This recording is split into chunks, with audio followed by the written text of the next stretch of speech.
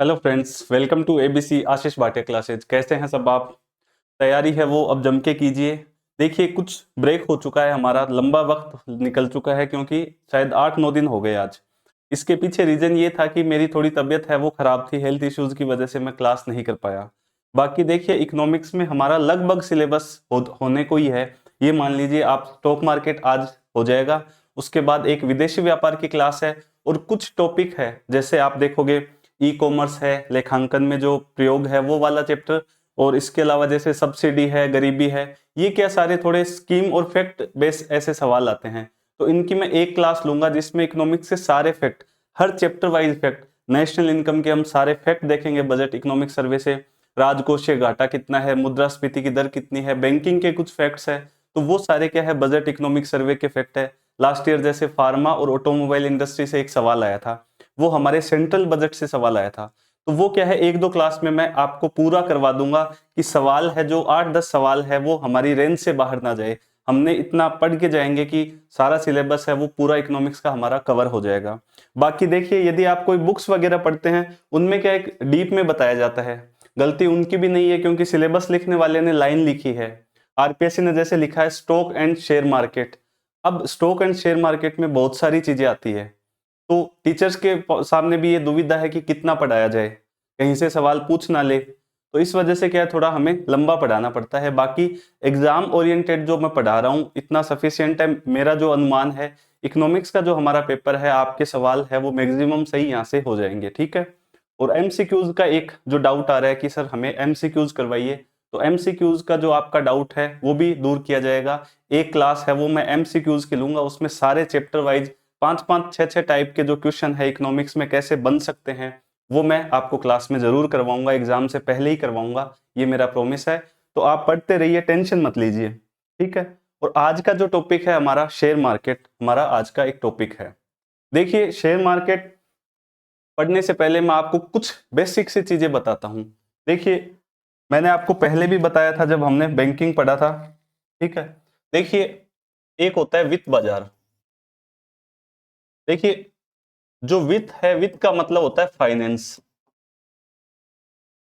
भाई, हर कोई उपक्रम है, चाहे कोई कंपनी हो, चाहे बैंक हो, चाहे व्यक्ति हो, सबको क्या है, पैसा चाहिए। अब मार्केट में पैसा हम देखते हैं कि हम जाते हैं किसी रिश्तेदार के पास जाते हैं कि हमें पैसे की जरूरत है, या फिर हम हमारे घर वालों को बोलते हैं।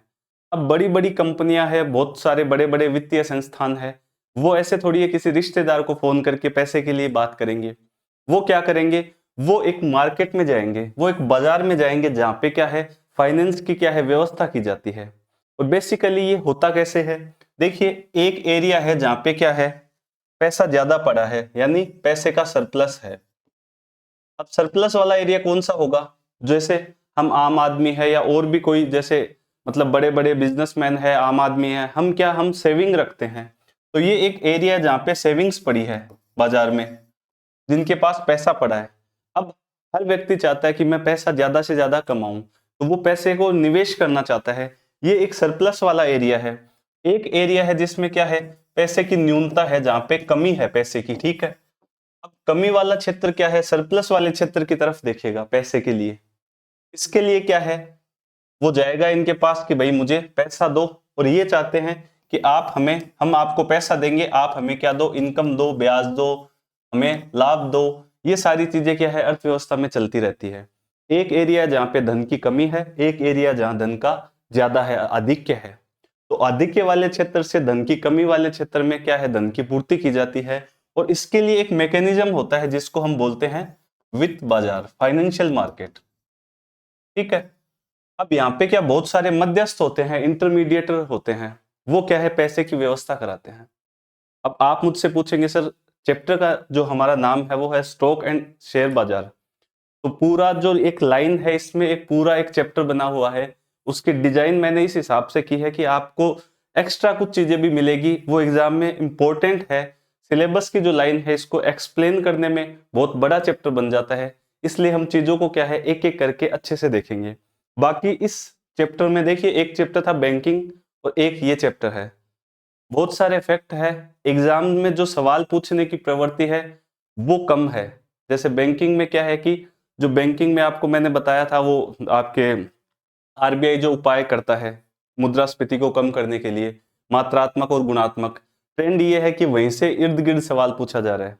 फिर भी मैंने बहुत सारे फैक्ट वगैरह आपको बताए, क्योंकि एग्जाम में सवाल कहीं से भी पूछा जा सकता है। सेम ये चैप्टर ऐसा है, या तो सवाल पूछते हैं सेबी से कि सेबी की स्थापना कब हुई, इससे आगे बढ़ ही नहीं पा रहे, या फिर स्टॉक एक्सचेंज या शेयर बाजार के बारे में पूछते हैं, एनएससी बीएससी इनके बारे में। फिर भी हम बहुत सारी चीजें पढ़ेंगे। ये ऐसी है जो आप डेली टू डेली न्यूज़पेपर में पढ़ते हो कि यार सेंसेक्स है वो गिर गया, यार ये अंडरराइटिंग क्या होता है, ये शेयर क्या होते हैं, ये सारी चीजें रोज अखबारों में पढ़ते हो, पर आपका इंटरेस्ट नहीं बन पाता। इस क्लास को देखने के बाद आप थोड़ा अखबार में भी इंटरेस्ट पैदा कर पाएंगे। और ये क्लास वही है जो अखबारों में हम सुनते रहते हैं, जो टर्म्स है उनको देखा गया है, ज्यादा कोई बेसिक इनमें है नहीं, कुछ फैक्ट्स है, कुछ चीजें बेसिक है, वो मैं आपको बताऊंगा।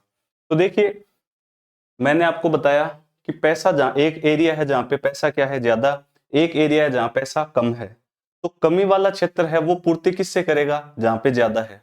तो ज्यादा जो पैसा है वो कमी वाले क्षेत्र की तरफ पैसा भेजेगा। उसका मकसद ये है ज्यादा वाले का कि मैं लाभ कमाऊं, निवेश से ब्याज कमाऊं, लाभ कमाऊं। और कमी वाला क्षेत्र है वो अपनी धन की जो पूर्ति करेगा, उसे बिजनेस रन करने के लिए पैसा चाहिए। तो ये एक प्रक्रिया चलती है, इसको प्ले कौन करता है, वो करता है वित्तीय बाजार, इसको बोलते हैं फाइनेंशियल मार्केट। एक सिंपल सा हमने देखा। अब देखिए, ये वित्तीय बाजार है, ये दो प्रकार का होता है, ये पहले भी हमारा डिस्कशन हो रखा था। ये दो प्रकार का होता है, एक को बोलते हैं मुद्रा बाजार जिसको बोलते हैं मनी मार्केट, एक होता है पूंजी बाजार। अब आप खुद देखिए, पैसा क्यों चाहिए हमें। पैसे की रिक्वायरमेंट दो पर्पज से होती है, या तो हमें कैपिटल चाहिए, कैपिटल मीन्स हमें कुछ बड़ा बिजनेस करना है, कुछ बड़ा काम करना है, या फिर हमारा बिजनेस चल रहा है उसमें हमें वर्किंग कैपिटल चाहिए, कार्यशील पूंजी। जैसे हम डेली डेली स्टॉक वगैरह, वो हमें कुछ सामान खरीदना है, हमें कुछ कर्मचारियों को सैलरी वगैरह देनी है, कुछ खर्चे हैं, उनके लिए भी हमें पैसा चाहिए। तो ये पैसा दो प्रकार से बांट दिया, एक पूंजी बाजार जहां पे ज्यादा अमाउंट में पैसा चाहिए ज्यादा लंबे टाइम के लिए, एक है मुद्रा बाजार जहां पे कम पैसा चाहिए और थोड़े वक्त के लिए। ये इनकी क्या है डेफिनेशन। मुद्रा बाजार का मतलब होता है लेन देन जिसमें क्या होता है, शॉर्ट टर्म यानी अल्पकाल के लिए लेन देन किया जाता है, ठीक है, जिसको मैंने यहाँ पे लिखा है, देखिए, लेस देन इक्वल टू एक वर्ष, एक वर्ष या एक वर्ष से कम अवधि के लिए जहां मुद्रा का लेन देन किया जाता है धन का, वो है मुद्रा बाजार। जैसे बैंकिंग सिस्टम हमने देखा, ठीक है, बैंकिंग सिस्टम पूरा पढ़ा, ट्रेजरी बिल है, सारे टर्म्स मैं बताऊंगा, ये एग्जाम्पल लिख रखे हैं। ये कुछ बेसिक सी चीजें है, बॉन्ड है, ऐसे बॉन्ड जो एक वर्ष से कम के है, ठीक है, कॉमर्शियल पेपर है, कोल मनी मार्केट है। इसके अलावा क्या है, ये रेगुलेटिंग अथॉरिटी मुद्रा बाजार है, इसको कौन रेगुलेट करता है, आरबीआई। ये हमने पढ़ रखा है पहले मुद्रा बाजार, जब मैंने बैंकिंग पढ़ाया था, ठीक है। तो ये मुद्रा बाजार है, एक साल या एक साल से कम का यहाँ पे क्या है, शॉर्ट टर्म लेन देन किया जाता है, इसको बोलते हैं मुद्रा बाजार। दूसरा है कैपिटल मार्केट, कैपिटल मार्केट नाम से ही लिखा हुआ है पूंजी बाजार, पैसा चाहिए ज्यादा और लंबे अवधि के लिए, तो ये एक साल से ज्यादा की अवधि का लॉन्ग टर्म मार्केट है। जैसे इक्विटी शेयर, ऋण उपक्रम, डेब्ट instrument, debt instrument, derivative, mutual fund, ETF, विदेशी निवेश के उपकरण, ये सारी चीजें हम पढ़ने वाले हैं। इसको रेगुलेट करता है सेबी, इसको करता है आरबीआई, ये है डिफरेंस। अब देखिए, हमारे चैप्टर का नाम है स्टॉक एंड शेयर एक्सचेंज। ये पूरी चीजें, ये रामायण पूरी हम पढ़ेंगे, कैपिटल बाजार की, पूंजी बाजार की, ठीक है। इधर है ये वाले, इनको भी हम थोड़ा थोड़ा देखेंगे, एग्जाम में सवाल पूछा जा सकता है, ठीक है। तो स्टार्ट करते हैं हम। सबसे पहले मैं आपको कुछ बेसिक सी चीजें बताऊंगा। अब देखिए, बेसिक सी चीजें बताने का पर्पज क्या है कि इस चैप्टर में आपका इंटरेस्ट पैदा कर सकूं। टर्म्स आएंगी बार बार, सिक्योरिटीज का लेन देन किया जाता है, तो आपको मैं बताऊंगा सिक्योरिटी क्या होती है, शेयर क्या होते हैं, कंपनी क्या होती है। यहाँ पे मैं आपको कॉमर्स नहीं पढ़ा रहा हूँ कि मैं कंपनी के टाइप बताने लग जाऊं, आपके कोई डाउट आए। सिर्फ मैं जो बताऊं उन्हीं शब्दों पे ध्यान देना, जो काम के है वहां पे डाउट पैदा करना, जो चीज मैं बता रहा हूं उसको ध्यान से सुनना। कंपनी, मैं कुछ नहीं बता रहा कि कंपनी क्या होती है, कंपनी के कितने टाइप है, मैं सिर्फ आपको शेयर के बारे में नॉलेज दे रहा हूं, ठीक है। देखिए, कंपनी का मतलब होता है, ये एक लैटिन शब्द है, कंपेनी, ठीक है, इसका मतलब होता है साथ साथ में मिल बांट के भोजन करना, रोटी खाना, ठीक है। एक कानूनी इकाई, एक कानूनी इकाई जिसे व्यवसाय शुरू करने के उद्देश्य से एक या एक से अधिक लोगों द्वारा शुरू किया जाता है, इस बनाया जाता है, इसको बोलते हैं कंपनी। एक बेसिक सी डेफिनेशन है। अब देखिए कंपनी के आगे आप देखते हो प्राइवेट लिमिटेड, पब्लिक लिमिटेड, ये जो नाम लिखे होते हैं इनको देखते हैं।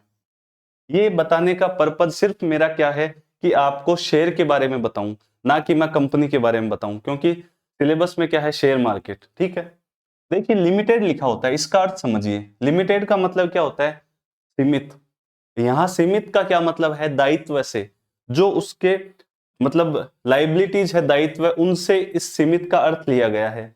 तो इसके आधार पे तीन प्रकार की कंपनी देख रहे हैं। एक वन पर्सन, एक व्यक्ति भी कंपनी बना सकता है, तो इसको बोलते हैं वन पर्सन कंपनी। अब इसमें कौन होना चाहिए, भारतीय नागरिक। दूसरा है प्राइवेट कंपनी। कई कंपनियों के आगे आप नाम देखते हैं, जैसे आपने कभी सोडानी स्वीट्स से मिठाई खाई है तो उस पर लिखा हुआ है सोडानी स्वीट्स प्राइवेट लिमिटेड। उसका मतलब क्या है वो देखिए। देखिए सोडानी स्वीट्स प्राइवेट लिमिटेड, उसमें लिमिटेड लिखा होता है, प्राइवेट लिमिटेड। इसका मतलब होता है कि इस कंपनी में मिनिमम तो 2 सदस्य हो सकते हैं और मैक्सिमम 7 सदस्य हो सकते हैं। तो सोडानी के ओनर मान लीजिए 7 सदस्य मैक्सिमम हो सकते हैं, इसको बोला हमने प्राइवेट लिमिटेड।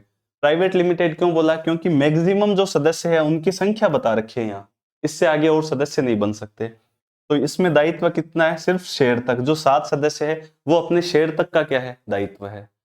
एक है प्राइवेट, ये पब्लिक लिमिटेड कंपनी। इसका मतलब क्या होता है, इसमें देखिए मिनिमम तो सदस्य होते हैं 7 और मैक्सिमम कोई सीमा नहीं। और यहीं से हमारा पूरा खेल है वो स्टार्ट होता है, हमारा जो चैप्टर है उसका, कि मैक्सिमम में कोई सीमा नहीं। कहना क्या चाह रहा है ये, कि ऐसी कंपनी सूचीबद्ध हो सकती है और शेयर बाजार में पूंजी जारी कर, वो शेयर जारी कर पूंजी जुटा सकती है।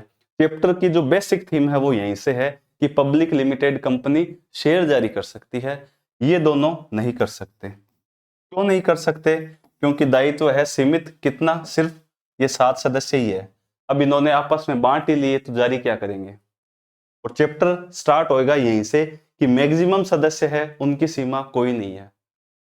मैक्सिमम सदस्य की सीमा नहीं है, इसका मतलब ये अपनी कैपिटल को जारी करके शेयर मार्केट से पैसा उठाना चाहते हैं, क्योंकि मिनिमम सदस्य कितने हैं, 7 ही।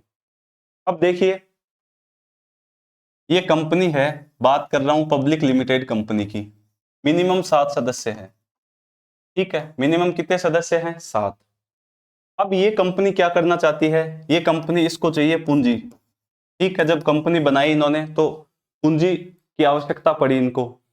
अब इन्होंने जो मैक्सिमम में कोई सीमा नहीं है, तो ये चाहते हैं कि या तो मैं मार्केट से पैसा उठाऊं, किसमें, ऋण के रूप में, या फिर मैं शेयर जारी कर दूं। दो काम मेरे पास हो सकते हैं भाई। मार्केट में पैसा उठाने के सिर्फ 2 ही तरीके हैं, या तो लोन ले लो या फिर शेयर जारी कर दो। हर कंपनियां यही काम करती है।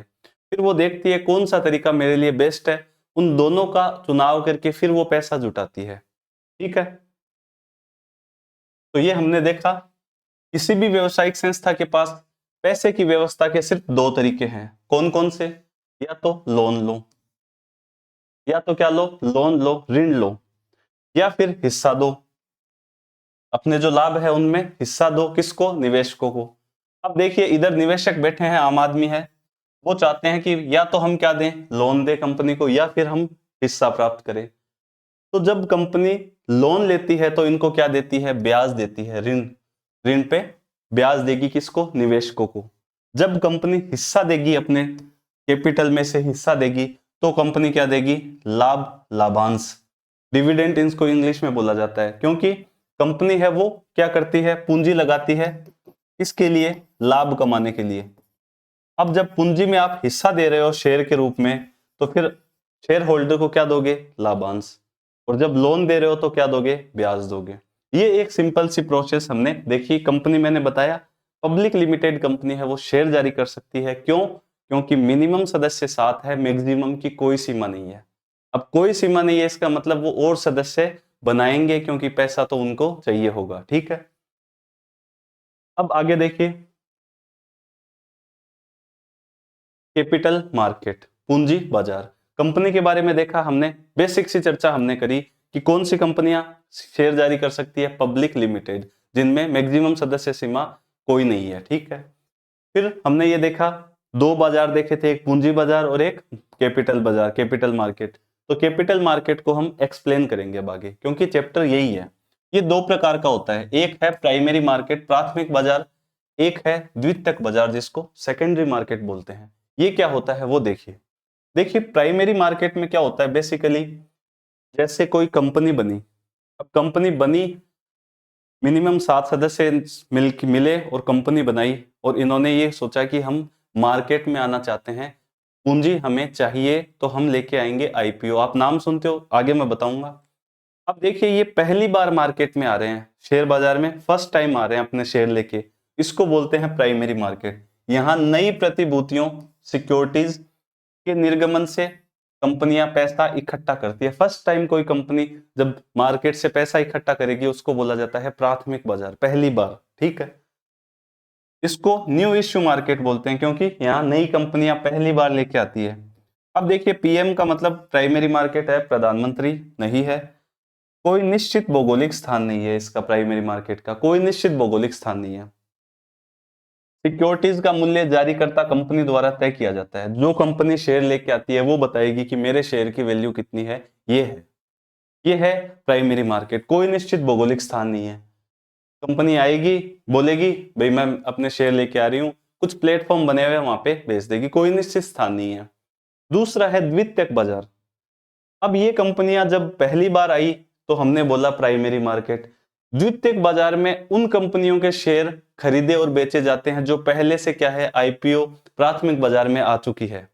जैसे रिलायंस है, वो पहले ही प्राइमरी मार्केट में कब गई आईपीओ ले आई, अब वो काम कर रही है। तो यहाँ पे जो पुराने शेयर होंगे, ये शेयर जब पुराने हो जाएंगे उनको खरीदा और बेचा जाता है। जैसे हम आम निवेशक बेचते हैं, यहाँ से भी खरीद सकते हैं हम, आईपीओ से भी। आईपीओ जब लेके आती है कोई कंपनी, वहां से भी हम शेयर खरीदते हैं। और प्राथमिक बाजार में क्या है, जो कंपनियां पहली बार अपनी सिक्योरिटीज जो शेयर वगैरह जारी करती है वो आता है प्राथमिक बाजार। द्वितीयक बाजार में क्या है, उन सिक्योरिटीज का अर्थ मैं बताऊंगा, आप एक बार शेयर अर्थ ले लीजिए। उन सिक्योरिटीज का क्रय विक्रय किया जाता है जो पहले ही क्या है प्राइमरी बाजार में प्राथमिक बाजार में आ चुकी है। ठीक है, इसको ओल्ड इश्यू बोला क्योंकि ये न्यू इश्यू है, यहाँ पे पहली बार है। ये है ओल्ड इश्यू, पुराना मार्केट है ये। स्टॉक एक्सचेंज में सूचीबद्ध कंपनियों की सिक्योरिटीज का क्रय विक्रय किया जाता है। कोई कंपनी आएगी पहली बार स्टॉक एक्सचेंज में, क्या है लिस्टेड होगी, फिर वो क्या प्राइमरी मार्केट में आएगी।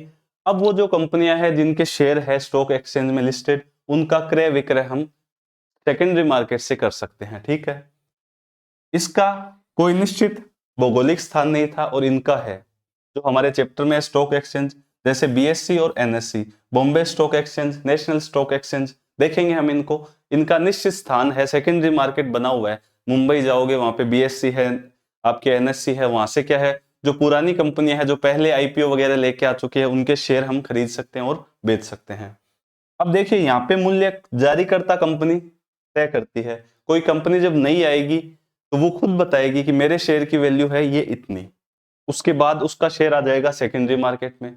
वहां क्या होगा, सेकेंडरी मार्केट में उस कंपनी की परफॉर्मेंस के आधार पे, मार्केट की मांग और सप्लाई के आधार पे क्या है इस शेयर का मूल्य तय होगा।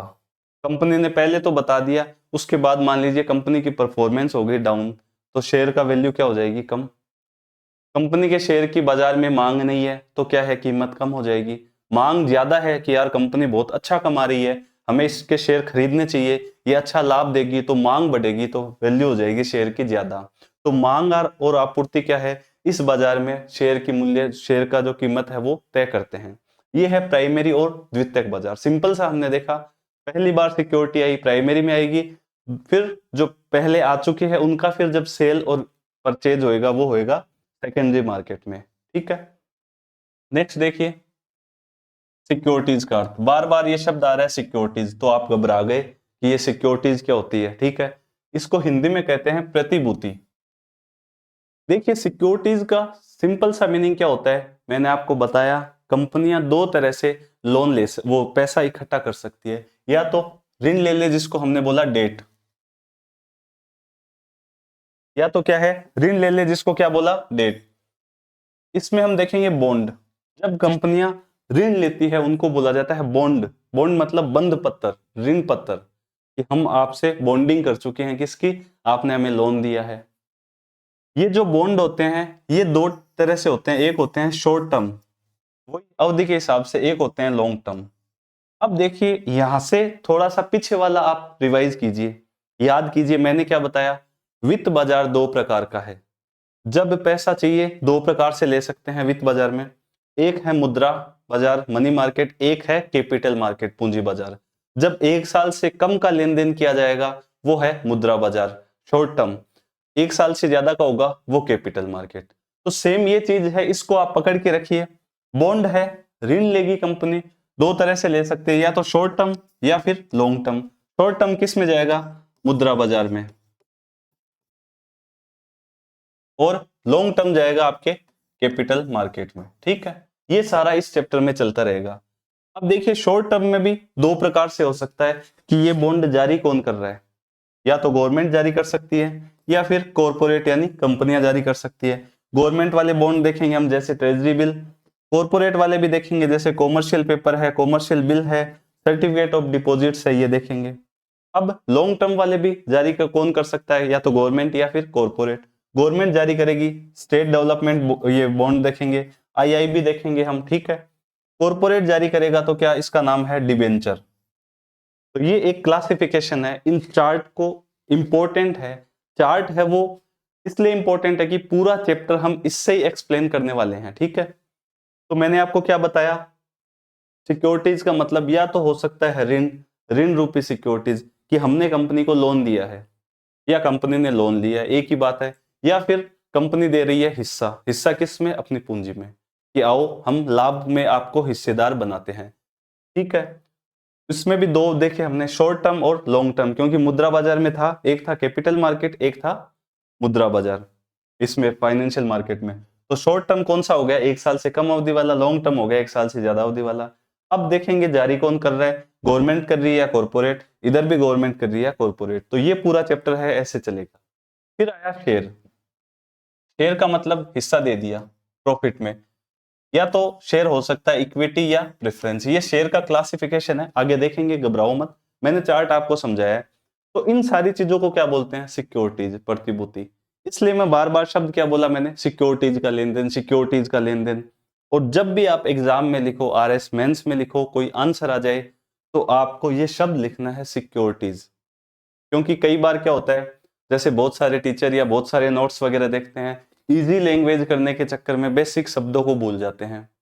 एनसीईआरटी की लैंग्वेज लिखो, यदि आप अकाउंटिंग ऑडिटिंग इनका पेपर दे रहे हो तो बुक्स की लैंग्वेज लिखनी, टेक्निकल शब्द बहुत जरूरी है आपके लिए। इसलिए क्या है कि समझो पहले चीजों को, उसके बाद वो प्रॉपर शब्द लिखो। क्योंकि जब शब्द सीमा कम होती है, जैसे 20 शब्द है, 50 शब्द है, 100 शब्द है, तो आप इजी करने के चक्कर में क्या है कि वो टेक्निकल शब्द भूल जाते हो। यदि आप लिखोगे शेयर बाजार, शेयर बाजार, सिर्फ शेयर का नहीं होता, यहाँ पे सिक्योरिटीज शब्द एकदम प्रॉपर शब्द है। इसमें डेट इंस्ट्रूमेंट भी हो सकता है, डिबेंचर भी हो सकते हैं, शेयर भी हो सकता है। तो सिर्फ आप शेयर लिख रहे हो तो शेयर में, इसमें सिक्योरिटीज में सब कुछ आ गया, बॉन्ड भी आ गए। तो फिर इसलिए क्या है कि जब भी आप लिखोगे स्टॉक बाजार क्या है, जहां सिक्योरिटीज का लेन देन, ऐसे नहीं शेयर का लेन देन, सिक्योरिटीज। इसलिए मैंने आपको क्या बताया यहाँ पे, सिक्योरिटीज के बारे में। बार बार हमारी डेफिनेशन में क्या चल रहा है, सिक्योरिटीज। ठीक है, नेक्स्ट देखो, शेयर। अब हम देखेंगे शेयर का मतलब क्या होता है। मैंने आपको बताया या तो कंपनी लोन ले सकती है या हिस्सा देगी, ये हिस्सा है, इसको ही क्या बोला, शेयर, अंश। ठीक है, कंपनी की पूंजी एक निश्चित राशि की विभिन्न इकाइयों यानी यूनिट्स में विभाजित होती है। इस प्रकार की प्रत्येक इकाई यूनिट्स को क्या कहते हैं, शेयर या अंश कहते हैं। ठीक है, अब देखिए कोई कंपनी बनी तो कंपनी के जो शुरुआत के जो मालिक होते हैं, ओनर, कब, जब कंपनी स्टार्ट होती है। ठीक है, किसी कंपनी को पंजीकरण करवाते हैं, ये मिलके बैठते हैं कि यार हम एक ऐसा व्यवसाय करने वाले हैं। तो मैंने आपको बताया था, एक या एक से अधिक व्यक्ति जब क्या है, वो क्या करेंगे, कंपनी व्यवसाय करेंगे। अब मैंने आपको बताया पब्लिक लिमिटेड में कि मिनिमम 7 लोग और मैक्सिमम की कोई सीमा नहीं है। सपोज कीजिए ये 7 लोग हैं, एक कंपनी बना रहे हैं कि यार हम कंपनी खोलते हैं, 7 सदस्य है वो मिले। अब इन्होंने क्या किया, कंपनी का करवाया रजिस्ट्रेशन। तो इनको बोलते हैं प्रवर्तक। जो स्टार्ट में कंपनी शुरू करते हैं इनको प्रोमोटर्स बोला जाता है, इंग्लिश में इनको बोलते हैं प्रोमोटर्स, हिंदी में प्रवर्तक। अब ये लोग क्या कर रहे हैं, ये लोग कर रहे हैं पूंजी, लगा दी इन्होंने कुछ, अब देखिए इन्होंने पूंजी क्यों लगाई कि हमें लाभ कमाना है। जब ये शेयर जारी करेंगे यानी इस पूंजी की व्यवस्था करने के लिए शेयर हिस्सा बांटेंगे अपना, तो ये क्या देंगे, इनको लाभांश देंगे। ठीक है, इसलिए डिविडेंड इनको बोला जाता है लाभांश, यानी लाभ में अंश देंगे। तो मैंने आपको क्या बताया, एक कंपनी की पूंजी निश्चित राशि की विभिन्न इकाइयों यूनिट्स में विभाजित होती है। इस प्रकार की प्रत्येक इकाई यूनिट्स को क्या बोला जाता है, शेयर या अंश। आगे मैं समझा दूंगा इन सारी डेफिनेशन का अर्थ, एक बार आप साथ में बने रहिए। देखिए यहां मैंने लिखा है टाइप ऑफ शेयर्स। ठीक है, दो प्रकार के शेयर है, एक है प्रिफरेंस, एक है इक्विटी। दोनों को ध्यान से देखिए, कई बार एग्जाम में सवाल पूछते हैं इनका। प्रिफरेंस के नीचे लिखा हुआ है अधिमान या पूर्वाधिकार, नाम है उनमें ही क्या है, डेफिनेशन है। प्रिफरेंस में पहले क्या शब्द है, प्रीफर। प्रीफर का क्या मतलब होता है हिंदी में, प्रीफर का मतलब वरीयता, कि यार मैं इस चीज को प्रेफरेंस देता हूं यानी वरीयता देता हूं। अब यहाँ पे शेयर पढ़ रहे हैं, शेयर में क्या मिलेगा, डिविडेंड यानी लाभांश। तो वरीयता किस में दी जाएगी, लाभ में। किनको, इस शेयर के मालिकों को। यानी कंपनी जब शेयर जारी करती है, दो तरह के शेयर जारी करती है, या तो वो प्रेफरेंस शेयर जारी करेगी या इक्विटी। इक्विटी का हिंदी में अर्थ होता है समता अंश। ठीक है, इक्विटी का मतलब इक्विटी शेयर का। तो मैंने क्या बताया, प्रेफरेंस शेयर में, प्रेफरेंस में क्या होता है, प्रीफर का अर्थ वरीयता देना, किस में, लाभों में। तो ये जो शेयर होल्डर्स होते हैं, यानी ऐसे शेयर जो प्रेफरेंस शेयर होते हैं जिनके पास होते हैं, उनको लाभ में पहले वरीयता दी जाती है, किससे, इक्विटी वालों से। इसलिए मैंने यहाँ क्या लिखा, लाभ वितरण में वरीयता दी जाती है। जब कंपनी का प्रॉफिट होगा तो पहले इनको बुलाया जाएगा, लो भाई ये तुम्हारा लाभ लो। बाद में क्या होगा, जितना बचेगा उसको इक्विटी वालों में दिया जाएगा। लाभ की दर निश्चित होती है। ये जो शेयर होते हैं इनके आगे ही लिखा होता है, जैसे ऐसे लिखा हुआ है 10% प्रेफरेंस शेयर। इसका मतलब इस प्रेफरेंस शेयर पे 10% लाभ दिया जाएगा। तो लाभ की दर क्या है, निश्चित है। कंपनी के समापन समापन पर इनको पूंजी वापसी में पहले प्राथमिकता दी जाती है, इसलिए भी इनको क्या बोला जाता है, प्रेफरेंस शेयर, पूर्वाधिकार अंश। इनको पहले अधिकार है, किससे, इक्विटी वालों से। जब कंपनी बंद होने वाली है, समापन होने वाला है, तो इनको पहले पूंजी इनको दी जाएगी, बाद में बेचारों का इनका नंबर आएगा। वोटिंग राइट है वो नहीं मिलेंगे। अब देखिए इंपॉर्टेंट चीज, जब इनको पहले प्राथमिकता दी जा रही है, इसका मतलब ये नहीं कि ये इंपॉर्टेंट है। इसका मतलब ये है कि इनका कंपनी में ज्यादा इंटरेस्ट नहीं है। जो बोलते हैं ना कई बार हम कि यार मैं तो मान लीजिए कोई बिजनेस कर रहा हूं, उसमें दिन रात मेहनत कर रहा हूं। अब दिन रात मेहनत करने वाला है तो इनको तो निश्चित लाभ ही दिया जाएगा। ठीक है, प्रेफरेंस वालों को, क्योंकि ये इतनी ज्यादा मेहनत नहीं कर रहे, ये बोल रहे हैं हमें पहले ही इतना लाभ दे दो। अब सपोज करो कंपनी के पास लाभ खूब हो रहा है, फिर भी 10% में ये संतुष्ट है। दूसरे ये वाले बेचारे, इनको लाभ वितरण, सपोज कीजिए लाभ हुआ, कंपनी के पास 20 है, वो कौन से, प्रेफरेंस शेयर वाले हैं, और 80 है वो कंपनी के पास कौन से है, इक्विटी शेयर वाले। अब देखिए कंपनी का मान लीजिए इन्होंने 20 है, इन पे 10% कंपनी लाभ दे रही है। अब कंपनी को लाभ होता है मान लीजिए 10,000 रुपए का। ठीक है, 10,000 रुपए का लाभ होता है, तो 10,000 में से 10% कितना हो गया, 1,000। ये 1,000 इनको मिल जाएगा। अब देखिए 9,000 बचे ना, ये 9,000 ये लोग बांटेंगे अपने हिसाब से। ठीक है, इनको कम मिलेगा, इनको ज्यादा, इक्विटी वालों को, क्योंकि इनकी लाभ की दर क्या है, निश्चित है। हर चीज पहले ही कर रहे हैं कि हमें तो दे दो हमारा पैसा, हमें मतलब नहीं है कंपनी से। एक है बेचारे इक्विटी वाले। इक्विटी शेयर कौन से होते हैं, जो प्रेफरेंस शेयर नहीं होते। सिंपल सी डेफिनेशन है, एग्जाम में भी आ जाए तो आप लिख सकते हो, ऐसे शेयर जो प्रेफरेंस शेयर नहीं होते, जिनको लाभ वितरण में वरीयता नहीं दी जाती, क्योंकि इनको दी जाती है, जिनमें लाभ की दर निश्चित नहीं होती, पूरा रिवर्स ये चलेगा। ये कंपनी के वास्तविक स्वामी होते हैं, क्योंकि कंपनी को मुश्किल वक्त में भी यही बचाते हैं। और कंपनी के रियल ओनर कौन होते हैं, क्योंकि भाई रियल ओनर वही होता है जो बाद में लाभ बांटता है। पहले इनको दे दिया सबको, लो भाई तुम्हारा लो हिस्सा निकलो। हम है कंपनी के कौन, वास्तविक स्वामी। तो हम आपको वोटिंग में राइट नहीं देंगे, क्योंकि तो आप तो सारी चीजें पहले ही लेके जा रहे हो। और इनको वोटिंग में राइट मिलता है, मताधिकार, जो कंपनी का मतदान होता है किसी मुद्दे पे, इश्यू पे, तो इनको वोटिंग राइट मिलता है। ये एक सिंपल सा क्लासिफिकेशन है। प्रेफरेंस शब्द रखो याद, प्रीफर मिस वरीयता, वरीयता किस में, लाभों में। ठीक है, इनको नहीं दी जाती, लाभ की कोई निश्चित दर नहीं है भाई, बहुत ज्यादा लाभ होएगा तो इनको ज्यादा लाभ दिए, इक्वल बंटेंगे ये तो, ये पहले ही ले जाएंगे क्योंकि लाभ की दर क्या है, निश्चित पहले ही लिखा हुआ है। 10% preference share, 20% preference share, 8% preference share, इसके आगे ही क्या है, रेट लिखी हुई है। ठीक है, ये हो गया क्लासिफिकेशन शेयर का।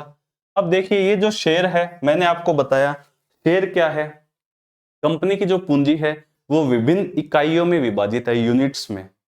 इस एक यूनिट को क्या बोला मैंने, शेयर बोला, अंश बोला। इसको समझते हैं हम। देखिए सबसे पहले लिखा हुआ है यहाँ पे ऑथोराइज्ड कैपिटल। मैंने आपको बताया कोई कंपनी स्टार्ट करते हैं कौन, प्रोमोटर्स, प्रवर्तक। अब प्रवर्तक है, मान लीजिए 7 आदमी है मिनिमम, वो गए 7 आदमी और जाके रजिस्ट्रार ऑफ कंपनीज होता है जहां पे कंपनी का क्या होता है, पंजीकरण। वहां बोले हमें एक कंपनी स्टार्ट करनी है और उस कंपनी में हम, मान लीजिए उन्होंने ये बोला कि हम 1 लाख रुपए की पूंजी लगा के एक व्यवसाय स्टार्ट करना चाहते हैं। तो जब वो रजिस्ट्रेशन करा रहे हैं तो उनके पास डॉक्यूमेंट है, रजिस्ट्रार ऑफ कंपनी में दे रहे हैं, तो उसमें एक क्लोज है जिसका नाम है, एक वाक्य लिखा हुआ है उसका नाम है कि आप पंजीकृत पूंजी कितनी रखना चाहते हो। तो उन्होंने लिखा 1 लाख रुपए। तो वो 1 लाख क्या है, वो 1 लाख ही क्या है, ये ऑथोराइज्ड कैपिटल, जिससे कंपनी पंजीकृत हुई है। जिस कैपिटल से कंपनी क्या है, पंजीकृत हुई है, उसको बोला ऑथोराइज्ड कैपिटल। इसको हिंदी में नाम आता है अधिकृत, अभिहित या पंजीकृत। वह राशि जो कंपनी के सीमा नियम, एक कंपनी का डॉक्यूमेंट बनता है सीमा नियम में, पूंजी वाक्य कैपिटल क्लोज में लिखी जाती है और इस राशि से कंपनी का पंजीकरण किया जाता है। देखिए इसलिए मैंने ये लैंग्वेज लिखी है क्योंकि आरएस का आप मेंस का भी पेपर दोगे तो ऐसे शब्द ही काम में लेना, वरना आपको मार्क्स नहीं मिलेंगे। पूछ लेना आप जिन्होंने मेंस लिखा है या टॉपर्स है उनकी कॉपियां देख लेना।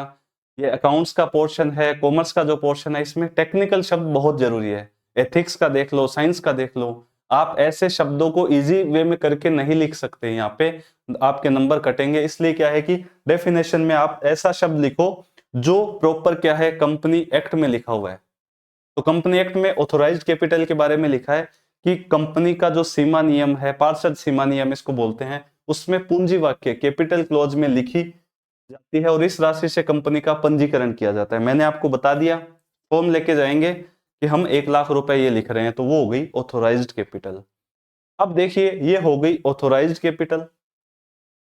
उसके बाद क्या होगा, यहां लिखा हुआ है इसे विधि द्वारा घटाया और बढ़ाया जा सकता है। भाई लॉ बना हुआ है कंपनी लॉ 2013, उसके तहत इसको घटाया, कम या ज्यादा भी किया जा सकता है। ये है ऑथोराइज्ड कैपिटल। नीचे है इशूड कैपिटल, निर्गमित पूंजी। अब मान लीजिए ये 1 लाख जो कैपिटल है, मान लीजिए 10 क्या है, प्रमोटर्स है। प्रमोटर्स का अर्थ समझ गए, जो कंपनी स्टार्ट कर रहे हैं, गए बोले हम 1 लाख रुपए से कंपनी स्टार्ट कर रहे हैं, 10 व्यक्ति हम। इन्होंने क्या किया कि इन्होंने अपने तरफ से मान लीजिए 20,000, ये मान लीजिए 50,000 रुपए ही लगा रखे हैं। ठीक है, कितने, 50,000 रुपए। बाकी के जो 50,000 है ये बाजार से लेना चाहते हैं, बाजार से उठाना चाहते हैं। तो इन्होंने क्या किया, ये बोले हम शेयर जारी करेंगे इनका। ठीक है, क्योंकि मिनिमम कितने सदस्य है, 7 से ऊपर है, 10 है। ये बोले हम पब्लिक लिमिटेड होना चाहते हैं, पब्लिक लिमिटेड के लिए क्या जारी करेंगे, शेयर। तो बाकी के कितने बचे, 50,000 रुपए बचे ना।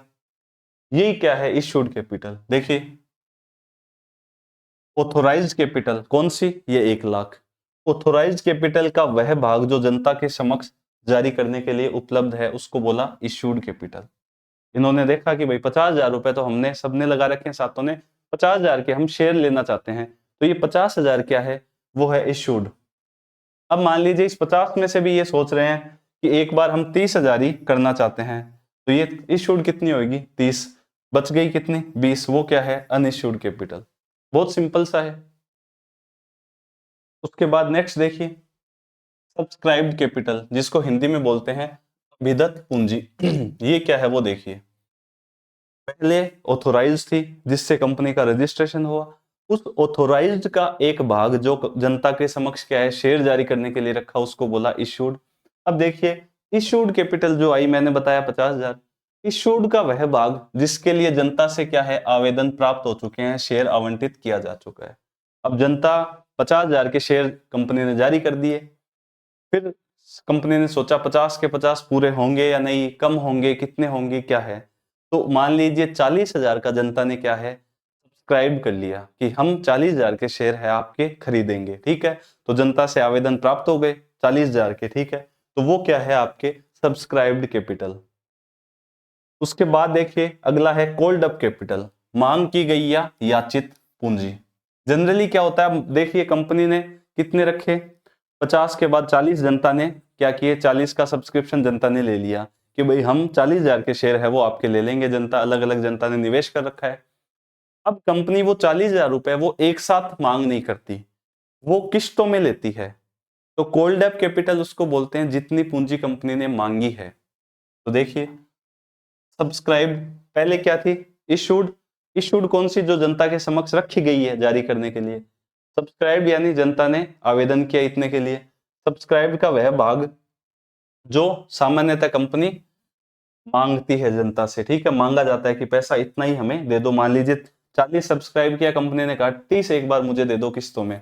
तो सामान्य कंपनी क्या है, शेयर पर एक साथ राशि नहीं लेती, किस्तों में लेती है। उसको बोला मैंने कॉल्ड अप कैपिटल, जितनी मांगी है।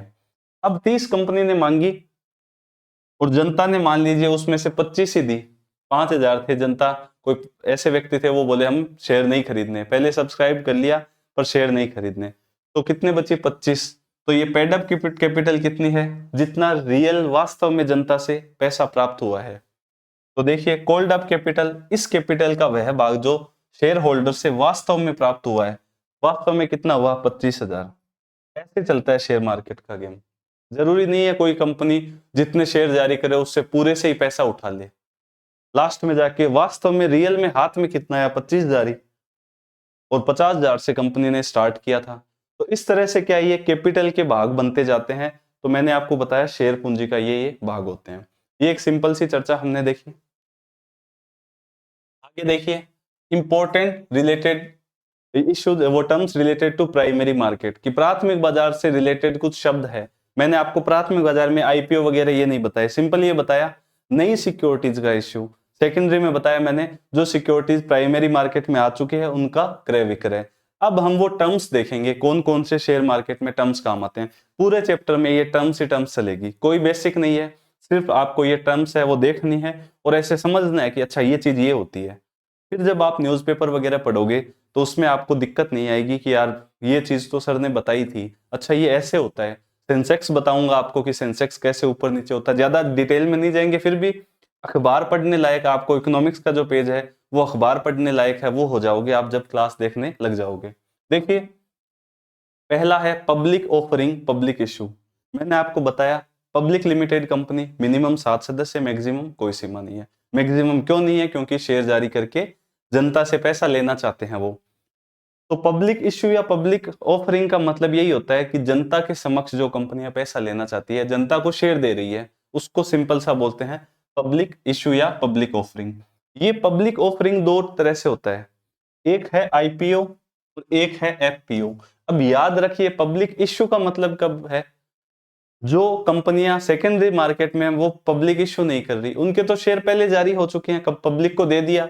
अब पब्लिक ही आपस में क्रय विक्रय कर रही है, मेरे पास शेयर पड़े रिलायंस के, मैंने बेच दिए, किसी ने खरीद लिए, वो तो सेकेंडरी मार्केट में पूरा गेम चल रहा है। पर first time new issue market में जब पैसा आएगा उससे रिलेटेड टर्म्स हम पढ़ रहे हैं, ठीक है। तो प्राइमरी मार्केट में आता है क्या, आईपीओ या एफपीओ। इसको ब्रॉडली बोला जाता है पब्लिक ऑफरिंग, ठीक है, कि जनता के बार पहली बार कंपनी सार्वजनिक हो रही है, जनता को शेयर दे रही है फर्स्ट टाइम पे। तो सबसे पहला है आईपीओ, आप बहुत बार सुनते हो आईपीओ के बारे में, इसको बोलते हैं इनिशियल पब्लिक ऑफर। क्या नाम है, full form initial public offer. तो आईपीओ क्या होता है, जब कोई कंपनी पहली बार, मैंने वही बताया था प्राइमरी मार्केट का शब्द है, पहली बार अपने शेयर जन सामान्य को जारी करती है। जैसे हमने देखा 1 लाख में कंपनी बनाई, 50,000 हमने जन सामान्य को क्या है जारी किया। तो ये क्या है आईपीओ।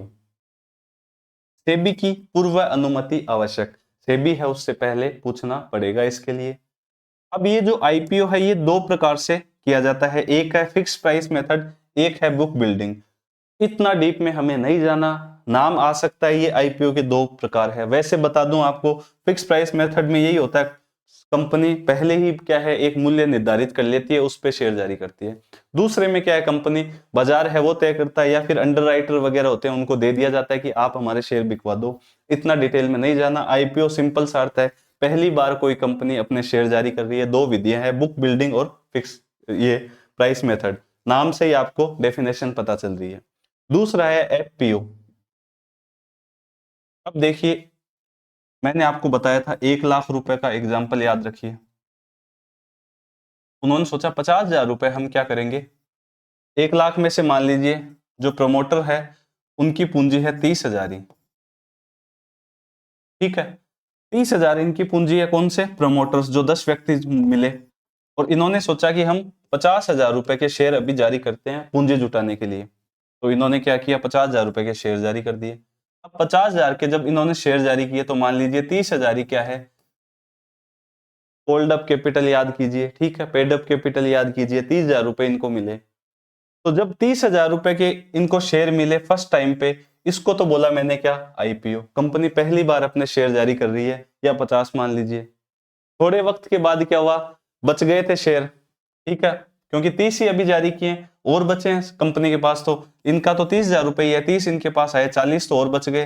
अब ये सोच रहे हैं कि यार थोड़े से 10,000 रुपए की और जरूरत है, तो ये दोबारा अपने शेयर लेके आ रही है। अब याद रखिए पहली बार तो ये ले आए कब, आईपीओ में पहली बार शेयर लेके आए। वो कौन से शेयर थे, ये वाले 30। अब इनको और पैसा चाहिए, तो इस कंपनी के शेयर तो नए ही तो आ रहे हैं मार्केट में, पहले वाले शेयर तो सेकेंडरी में जाएंगे और वहां उठापटक होती रहेगी। पर ये इस कैपिटल में से 10,000 के और शेयर जारी करना चाहते हैं, उसको बोलते हैं FPO, follow on public offer. ये पब्लिक ऑफर है, इसको फॉलो कर रहा है। जब कोई कंपनी पहले आईपीओ जारी कर चुकी है और स्टॉक एक्सचेंज में क्या है, सूचीबद्ध है, अतिरिक्त पूंजी एकत्रित करने के लिए शेयर जारी करती है। एक तरह से क्या है, जैसे कोई कंपनी का आईपीओ आया फिर दोबारा उसने शेयर जारी किए, कहां पे, प्राइमरी मार्केट में। ये प्राइमरी मार्केट में ही हो रहा है सब कुछ। उसने दोबारा नए शेयर जारी, क्योंकि नए शेयर जारी कहां होते हैं, प्राइमरी मार्केट में। सेकेंडरी मार्केट में कोई कंपनी शेयर जारी करने नहीं जाती। सेकेंड में तो सेल और परचेज होती है, जनता है, निवेशक है, वही आपस में क्या है, उठापटक करते रहते हैं शेयरों की। कंपनियां प्राइमरी मार्केट में क्या है, अपने शेयर पहली बार लेके आती है। पहली बार लेके आई आईपीओ, ठीक है। अब उसको और पैसे की जरूरत पड़ी कि मैं और शेयर जारी करूंगी, कहां करेगी, प्राइमरी मार्केट में ही। तो फिर लेके आई है दोबारा, तो इसको बोला हमने एफपीओ। क्या डेफिनेशन है, जब कोई कंपनी पहले आईपीओ जारी कर चुकी है और स्टॉक एक्सचेंज में क्या है, सूचीबद्ध है, अतिरिक्त पूंजी एकत्रित करने के लिए शेयर जारी करती है, इसको मैंने क्या बोला, FPO, follow on public offer, ठीक है। नेक्स्ट देखिए, ऑफर फॉर सेल। ये ऑफर फॉर सेल क्या होता है, मैंने आपको बताया कि 1 लाख रुपए में से मान लीजिए 40,000 रुपए, ये एग्जाम्पल है वो चेंज होते रहते हैं क्योंकि मैं आपको समझाने के लिए कर रहा हूं। 10 प्रमोटर थे, अब इन्होंने मान लीजिए जो हम लास्ट वाला ही देखते हैं 30,000 रुपए अपने रख रखे थे, बाकी के 50,000 के क्या है, शेयर जारी कर रहा है। अब इस 50 में से भी मान लीजिए पहले इन्होंने 30 के जारी किए, वो आ गए इनके पास, फिर सोचा कि 20 के और करते हैं। अब देखिए यहाँ जब 30 के फर्स्ट टाइम किए वो क्या है, आईपीओ, फिर 20 के किए दोबारा और अतिरिक्त पूंजी के लिए, वो है एफपीओ। अब ये ऑफर फॉर सेल क्या होता है वो देखिए, ये 10 मेंबर है, ठीक है, ये 10 मेंबर है, इनको मैंने क्या बोला, प्रमोटर, प्रवर्तक, जिन्होंने कंपनी को स्टार्ट किया है। ये प्रवर्तक इनमें से एक है, उसका दिमाग थोड़ा सा खराब चल रहा है कंपनी के प्रति, या फिर वो चाहता है मैं मेरा पैसा कहीं और इन्वेस्ट करूं। ये बोल रहा है कि यार मेरा जो शेयर है, मान लीजिए इसके 10,000 शेयर है, एक एक बंदा इसके मान लीजिए 2,000 है, ये बोल रहा है यार मैं मेरे 2,000 है इसमें से कुछ कम करना चाहता हूँ हिस्सा, मैं 1,000 रुपए शेयर मार्केट में मेरा शेयर मैं बेच क्यों ना दूं। अब उसके लिए कोई प्लेटफॉर्म तो होना चाहिए ना। तो सेबी ने स्टार्ट किया एक ऑफर फॉर सेल नाम से एक कार्यक्रम, जो सेबी ने स्टार्ट किया 2012 में। इसमें सेबी ने ये कहा कि जो प्रमोटर, कौन, जो प्रमोटर अपनी हिस्सेदारी कंपनी में कम करना चाहता है, यानी शेयर बेचना चाहता है, वो इस प्लेटफॉर्म पे बेच सकता है। इसको क्या बोला, ऑफर फॉर सेल। तो क्या है, यह एक तरीका है जिसमें कंपनी के प्रवर्तक, प्रमोटर अपने शेयर को बेच सकते हैं, यानी हिस्सेदारी कम कर सकते हैं। अब देखिए थोड़ा सा आप इस चीज को सोच के देखिए, एक टर्म सुनते हैं हम बहुत बार कि सरकार प्राइवेटाइजेशन कर रही है। प्राइवेटाइजेशन, निजीकरण कर रही है, तो सरकार कैसे कर रही है कि सरकारी कोई कंपनी है, उसमें सरकार अपनी हिस्सेदारी कम कर रही है। जैसे मान लीजिए सरकार की हिस्सेदारी है किसी कंपनी में 55%, तो सरकार ने क्या किया, उसको कम कर दिया, 49 ले आई, तो 50 से कम हो गया, तो उसको हमने बोला प्राइवेटाइजेशन। और इकोनॉमिक्स में इसको बोला जाता है विनिवेश, डिसइन्वेस्टमेंट। इसके लिए प्रॉपर शब्द है। जैसे LIC थी, LIC का सरकार ने किया, और भी कोई कंपनी है जैसे एयर इंडिया है, उसको किसी को बेच दिया। अब वो बेचने का मतलब क्या है, सरकार ने हिस्सेदारी कम की है। अब सरकार भी क्या है, उस कंपनी की प्रमोटर थी, क्योंकि प्रमोटर कौन है, जो कंपनी बना रहा है स्टार्ट में, तो सरकार एक प्रवर्तक है। अब सरकार जब विनिवेश करेगी, शेयर हिस्सेदारी कम करेगी, वो भी इस प्लेटफॉर्म पे कर सकती है, ऑफर फॉर सेल पे। तो सरकार विनिवेश डिस इन्वेस्टमेंट इसी प्लेटफॉर्म के माध्यम से करती है। सरकार IPO भी लाती है, FPO भी लाती है, विनिवेश भी करती है इस पे, ऑफर फॉर सेल पे, क्योंकि सरकार भी किसी कंपनी क्या है, प्रमोटर, प्रवर्तक है। ठीक है, तो यहां तक आपके समझ में आया होगा। नहीं आया दोबारा देखना, समझ में आ जाएगा। स्पीड में देख लेना एक बार क्लास को, ऐसी कोई डाउट नहीं आना चाहिए मेरे हिसाब से तो। बाकी यदि आता है तो वो कमेंट कीजिए आप, ठीक है, कमेंट में मैं हो सकता है कमेंट में ही आपको समझा दूं, या फिर मैं जो नेक्स्ट क्लास आएगी उसमें मैं आपको वो कमेंट पहले ले लूंगा। आगे देखिए, अंडर राइटिंग। अंडर राइटिंग का मतलब क्या होता है, ये एक जो फाइनेंशियल मार्केट है उसका एक प्रॉपर शब्द है। अंडर राइटिंग का मतलब सिर्फ शेयर से सीमित मत कीजिए। अंडर राइटिंग यदि डेफिनेशन भी आ जाए, सिर्फ आ जाए RS में अंडर राइटिंग 20 शब्दों में, तो आपको सीधा ये नहीं लिखना कि शेयर से, क्योंकि शेयर तो एक टाइप है फाइनेंशियल मार्केट का, एक छोटा सा अंश है, शेयर मतलब पार्ट है। अंडर राइटिंग का मतलब ये होता है कि ऐसे वित्तीय संस्थान होते हैं जो आपका वित्तीय जोखिम है वो उठाते हैं। जैसे मैं एक बैंक हूं, मैंने लोन दे रखा है, अब मेरे लोन का जो कलेक्शन है वो नहीं हो रहा, तो ये अंडर राइटर बोलते हैं, हम बैठे हैं ना, हम करवा के देंगे आपके लोन का कलेक्शन, हम बैठे हैं, हम आपके शेयर बिकवा के देंगे। कोई कंपनी IPO लेके आई, अब कंपनी को डर है कि मैं नई कंपनी हूं, क्या पता मेरे शेयर पूरे बिके या ना बिके, तो ये अंडर राइटर बोलेंगे, हम बैठे हैं ना, आप हमें पूरा शेयर दे दो, कि 10,000 शेयर लेके आए, हम ले लेते हैं, हम आपको बिकवा के देंगे। यदि नहीं बिका तो वो हम रखेंगे, जितना नहीं बिका, मान लीजिए 8,000 के पैसे आ गए जनता से, 2,000 के बच गए, तो वो अंडर राइटर बोले ये शेयर हम खरीदेंगे, इसके बदले ये कुछ कमीशन चार्ज करेंगे, क्योंकि ये कोई समाज सेवा करने के लिए नहीं बैठे, ये वित्तीय जोखिम उठा रहे हैं। तो अंडर राइटर कौन हो गए, वित्तीय जगत का एक महत्वपूर्ण कार्य है, जिसमें कोई व्यक्ति या संस्था, कोई व्यक्ति हो सकता है या कोई इंस्टीट्यूशन द्वारा प्रीमियम या कमीशन के बदले कोई सेवा नहीं कर रहा, वो किसी उद्यम, निवेश या ऋण से जुड़े जोखिम उठाए जाते हैं। ये अंडर राइटर इंश्योरेंस कंपनियों में के लिए भी काम करते हैं, बैंक्स के लिए भी काम करते हैं, कंपनियों के लिए, शेयर मार्केट वाले सबके लिए क्या है, एक वित्तीय जोखिम है वो उठाते हैं, इसके बदले में क्या है, प्रीमियम या कमीशन लेते हैं। इनको मर्चेंट बैंकर या इन्वेस्ट बैंकर भी बोला जाता है। USA में मर्चेंट बैंकर, UK में आप देखोगे USA में इन्वेस्ट बैंकर भी बोला जाता है, कुछ जगह यहाँ पे मर्चेंट बैंकर भी इनको बोला जाता है। अगला जो टर्म है वो है राइट इशू।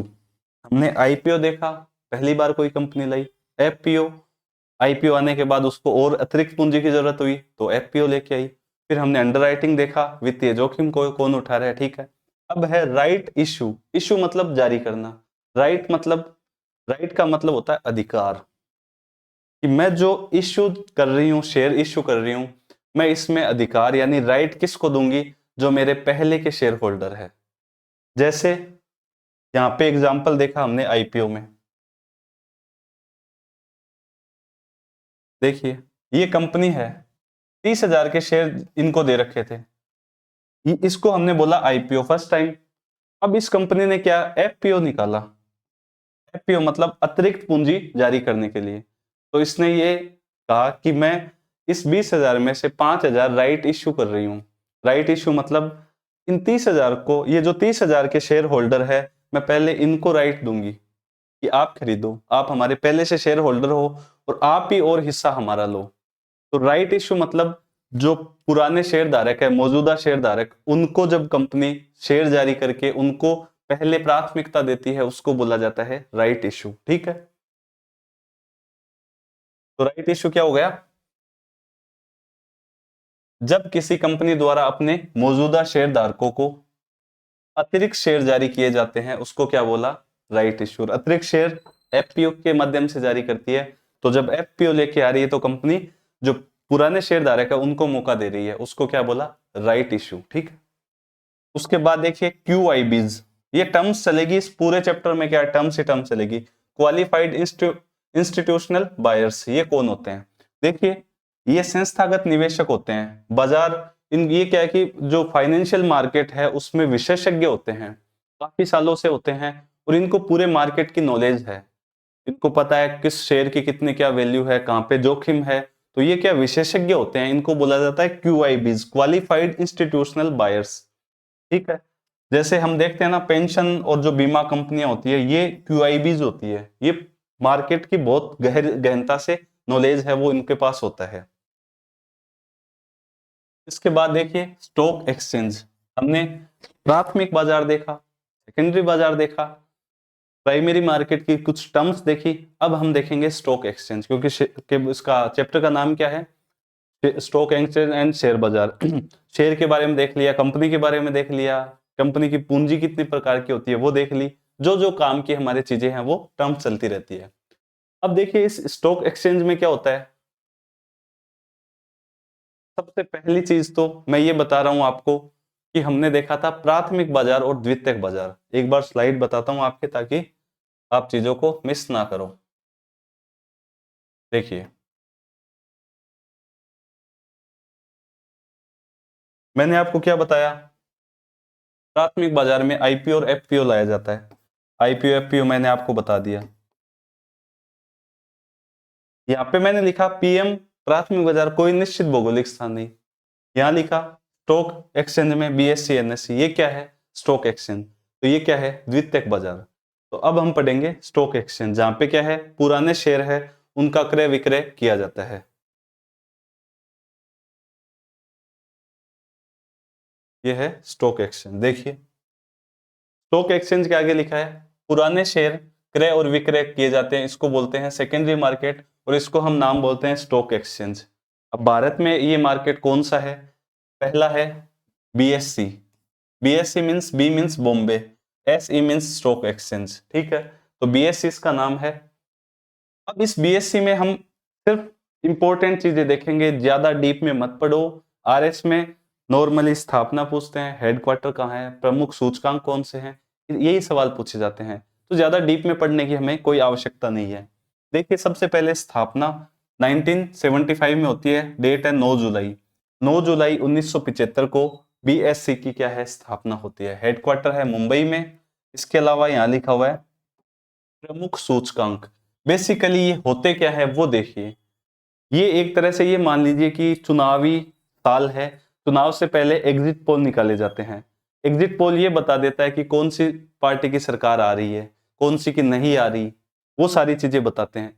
ये जो सेंसेक्स होता है इसका प्रमुख सूचकांक मैंने लिखा है सेंसेक्स, ये जो शेयर बाजार है ये बताते हैं कि यार ये कंपनी अच्छा परफॉर्मेंस कर रही है, ये नहीं कर रही, इनके शेयर बढ़ सकते हैं, इनके कम हो सकते हैं।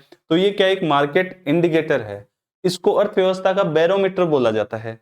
जो शेयर मार्केट है उसको ये आर्थिक वो स्थिति है वो दिखा देता है।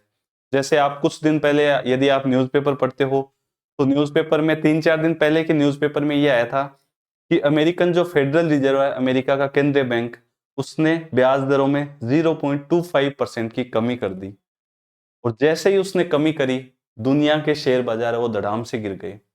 भारत का शेयर बाजार है वो भी गिरा, हमारे यहाँ पे भी गिरावट देखी गई। अमेरिकी फेडरल रिजर्व ने जैसे ही ब्याज दरें कम करी यहाँ पे भी क्या है उसका असर देखा गया। तो यही चीज समझेंगे कि ये शेयर बाजार क्या है। तो बीएससी क्या है, पुराने शेयर और जो है उनका क्रय विक्रय किया जाता है। प्रमुख सूचकांक निकालता है, वो सूचकांक क्या होता है वो ये बताता है कि बाजार की स्थिति कैसी है, एक तरह से अर्थव्यवस्था की स्थिति भी ये बता देता है, क्योंकि इसमें बहुत सारी बड़ी बड़ी कंपनियां हमारे देश की अलग अलग सेक्टर में काम करने वाली कंपनियों के क्या है शेयर है। ठीक है, तो इसका प्रमुख सूचकांक कौन सा है, प्रमुख सूचकांक है इसका सेंसेक्स। अब सेंसेक्स में देखिए वर्ड देखिए SEN, इसका मतलब होता है सेंसिटिव, ठीक है संवेदनशील। एक EX का मतलब होता है इंडेक्स, ठीक है। तो सेंसेक्स क्या है, संवेदी सूचकांक, बहुत सेंसिटिव होता है ये। इसकी शुरुआत होती है 1986 से, ये सवाल भी कई बार कई एग्जाम में पूछा गया है। शुरुआत कब हुई सेंसेक्स की, 1986 में। इसमें 30 बड़ी कंपनियां हैं, सेंसेक्स में कितनी कंपनियां हैं? 30। अब ये 30 ऐसी कंपनियां हैं जो क्या है, मार्केट में अपनी पकड़ रखती है। इनकी मार्केट कैपिटल बहुत ज्यादा है। मार्केट कैपिटल बताऊंगा आपको, यानी ये बहुत बड़ी कंपनियां हैं, अलग अलग सेक्टर की कंपनियां हैं। बैंक की जैसे बड़ी एसबीआई आप देखते हैं, एक्सिस बैंक देखते हैं, एचडीएफसी देखते हैं, बड़ी बैंक है। उसके अलावा एनर्जी सेक्टर की कंपनियां है, रिलायंस है, अडानी है, बड़ी बड़ी कंपनियां हर सेक्टर की, रियल एस्टेट की कंपनी, फार्मा की कंपनी, ये सिप्ला वगैरह आप देखते हो। तो ये क्या है कि 30 ऐसी कंपनियां हैं जो भारत की अर्थव्यवस्था में हर सेक्टर में क्या है, बहुत अच्छा परफॉर्मेंस करती है। इनका मार्केट कैपिटलाइजेशन बहुत बड़ा है। मार्केट कैपिटलाइजेशन मैं आपको बताऊंगा, शब्दों को देख के घबराना मत। इसमें बेस ईयर लिया जाता है 1978-79, ये भी इंपॉर्टेंट है। देखिए, Sensex BSc Bombay stock exchange का प्रमुख सूचकांक है। यहाँ पुराने शेयर क्रय और विक्रय किए जाते हैं। जो जिन कंपनियों ने आईपीओ निकाल चुके हैं उनके शेयर क्या है, अब यहाँ खरीदे जाते हैं, बेचे जाते हैं। 30 प्रमुख कंपनियां हैं, उनके शेयर उठाती है ये सेंस बीएससी। उसके बाद क्या जारी करती है, ये सूचकांक। आप देखते नहीं हो, अखबारों में पढ़ते हो, सेंसेक्स आज 80,000 पे बंद हुआ, सेंसेक्स है वो कम हो गया, वो सेंसेक्स यही है। 30 बड़ी कंपनियों के शेयर है, उनके हिसाब से क्या है, पूरे मार्केट का पता लगाया जाता है। ठीक है, बेस ईयर क्या है, 1978-79। ठीक है, अन्य सूचकांक देखो, बीएससी 100 और 200, 100 और 200 अलग अलग है। ये एक बीएससी 100 है और एक 200 है। 100 मीन्स 100 कंपनियों का, 200 मीन्स 200 कंपनियों का। दूसरा है बैंक एक्स, 12 प्रमुख बैंक है, उनका एक अलग ही सूचकांक निकालती है। एक है green x, green x means जो कंपनियां इन्वायरमेंट फ्रेंडली, इको फ्रेंडली कंपनियां हैं उनके निकल जाते हैं। पर प्रमुख कौन सा है, सेंसेक्स। अखबारों में भी इसका ही नाम सुनते हैं कि फेडरल रिजर्व ने ब्याज दरें कम की और सेंसेक्स है वो इतने पे गिर गया। तो वो सेंसेक्स यही है, 30 प्रमुख कंपनियों का है। ठीक है, अब देखिए इसमें जो इंपॉर्टेंट चीज है वो देखते हैं। एक तो है पहला इंडिया इंटरनेशनल एक्सचेंज, एक आईएनएक्स है, इंडिया इंटरनेशनल, ये भारत का पहला अंतरराष्ट्रीय स्टॉक एक्सचेंज है। तो ये बीएससी जो है इसी की सहायक कंपनी है। और कहाँ पे है ये, गिफ्ट सिटी गांधीनगर में। एक तो इंपॉर्टेंट फैक्ट है ये, देख लीजिए, भारत का पहला अंतरराष्ट्रीय स्टॉक एक्सचेंज जिसका नाम क्या है, आईएनएक्स, इंडिया इंटरनेशनल एक्सचेंज। कहाँ पे है, गांधीनगर गुजरात। गिफ्ट सिटी बनाई गई एक सेज टाइप से। ठीक है, ये भारत का पहला अंतरराष्ट्रीय स्टॉक एक्सचेंज है। ये बीएससी की क्या है, सहायक कंपनी। ये मैंने इंफॉर्मेशन दे दी। अब आगे देखिए, यह एशिया का सबसे पुराना स्टॉक एक्सचेंज है, 1975 में बना है। एशिया का, भारत ही नहीं, एशिया का सबसे पुराना स्टॉक एक्सचेंज है। बाजार पूंजीकरण, मार्केट कैप मैं बताऊंगा, शब्दों को देख के घबराओ मत। मार्केट कैप और टर्नओवर के आधार पे ये भारत का दूसरा सबसे बड़ा स्टॉक एक्सचेंज है। यानी बाजार पूंजीकरण और जो टर्नओवर है उसके आधार पे भारत का क्या है, दूसरा सबसे बड़ा। पहला है निफ्टी जो वो आगे आएगा, वो आपके एनएससी, ये दूसरा है। लेन देन के आधार पे ये भारत का सबसे बड़ा स्टॉक एक्सचेंज है। जो ट्रांजेक्शन होते हैं लेन देन, उसके आधार पे कौन सा है, सबसे बड़ा। अब देखिए इंपॉर्टेंट, यहां से मैं सारी चीजें आपको बताऊंगा जो आप अखबारों में कंफ्यूज होते हो। सेंसेक्स के लिए फ्री फ्लोट मार्केट, ये फ्री फ्लोट कैपिटलाइजेशन विधि का प्रयोग किया जाता है, उसको समझिए। देखिए मैंने क्या बताया आपको, जैसे मैं एक एग्जांपल यहाँ पे लिखा है, अभी 13 दिसंबर की बात कर रहा हूं मैं। जो लास्ट वीक था 13 दिसंबर से लेके और आपके 20 दिसंबर का एक वीक था, उस वीक में सेंसेक्स है वो बहुत ज्यादा तरीके से गिरा, क्योंकि अमेरिका की जो फेडरल रिजर्व है उसने ब्याज दरों में 0.25% की कमी करी। अब वहां की केंद्रीय बैंक ने ब्याज दरों में कमी करी, यहाँ क्यों फर्क पड़ा, क्योंकि जो कंपनियां होती है, ब्याज दरें कम करने का मतलब कि उनको लोन के लिए पैसे, बैंक है वो लोन ज्यादा नहीं देगी।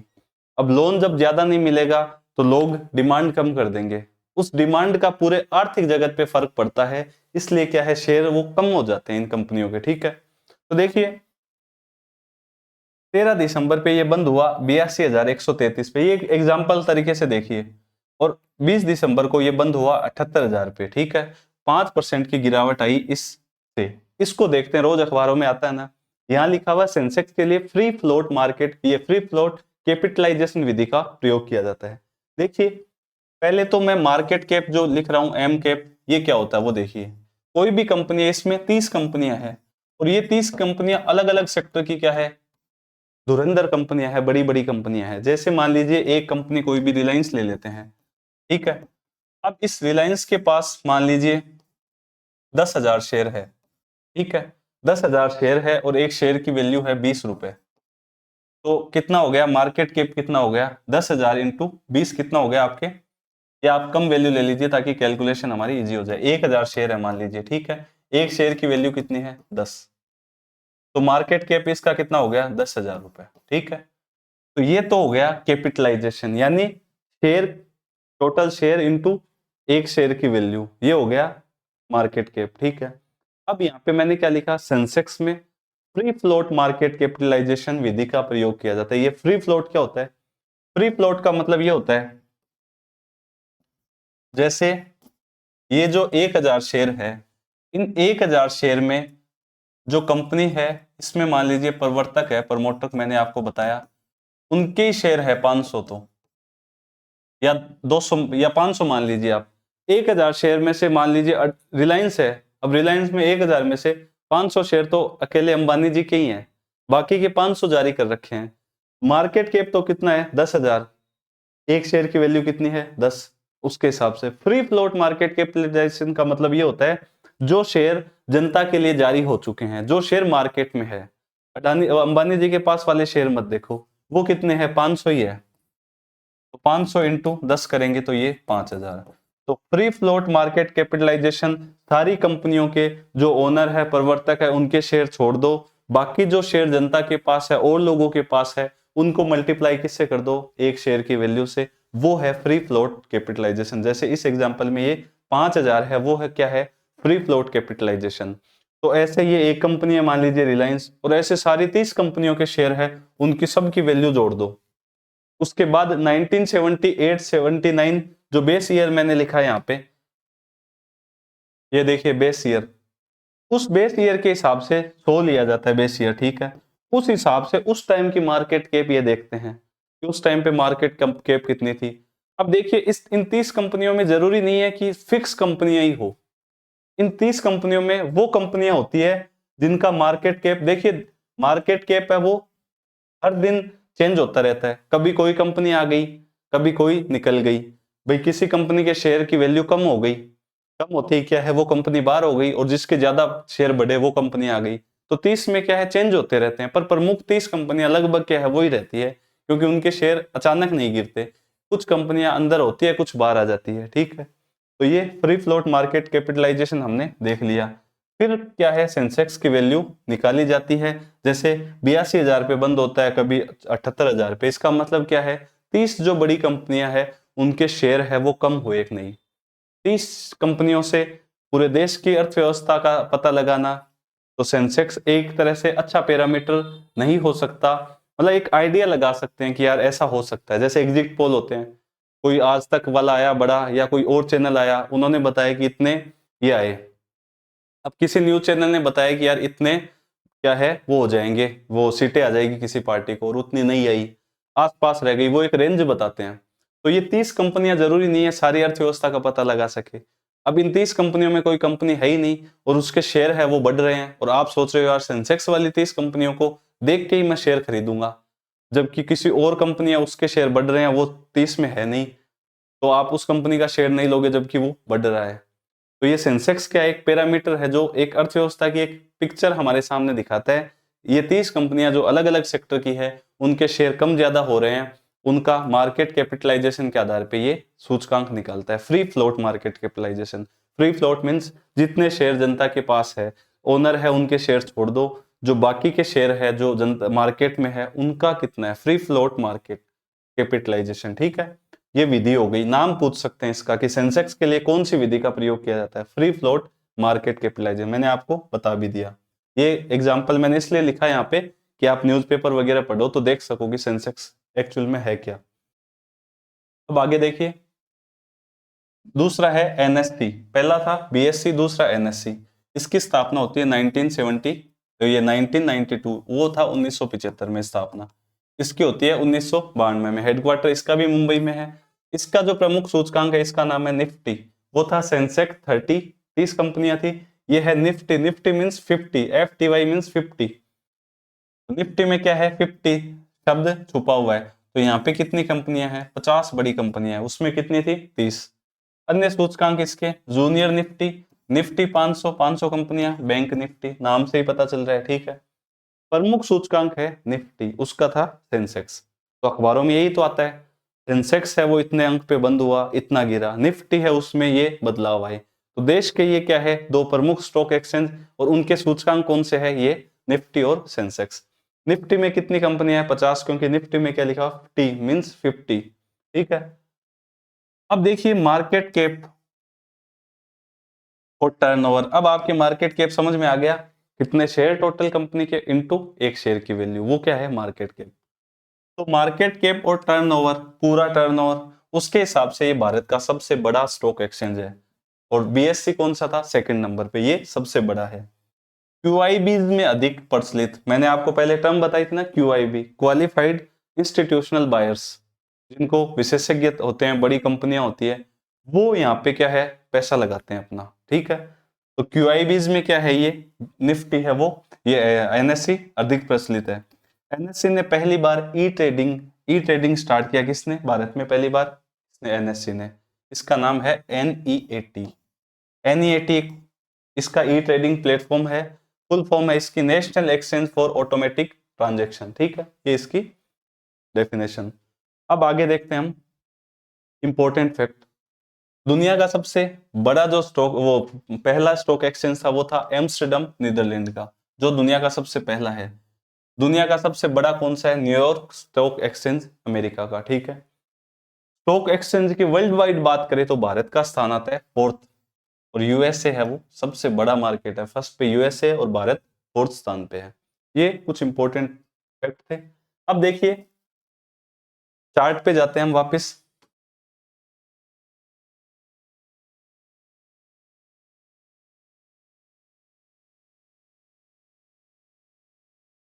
हमने यहां से स्टार्ट किया, मैंने आपको बताया सिक्योरिटीज, प्रतिभूति, शेयर या ऋण पत्र, इधर सारे ये देख लिए हमने। शेयर वाला पूरा देखा, अब ऋण वाला देखेंगे। तो इसमें देखिए, इस चार्ट में मैं आपको बताऊं,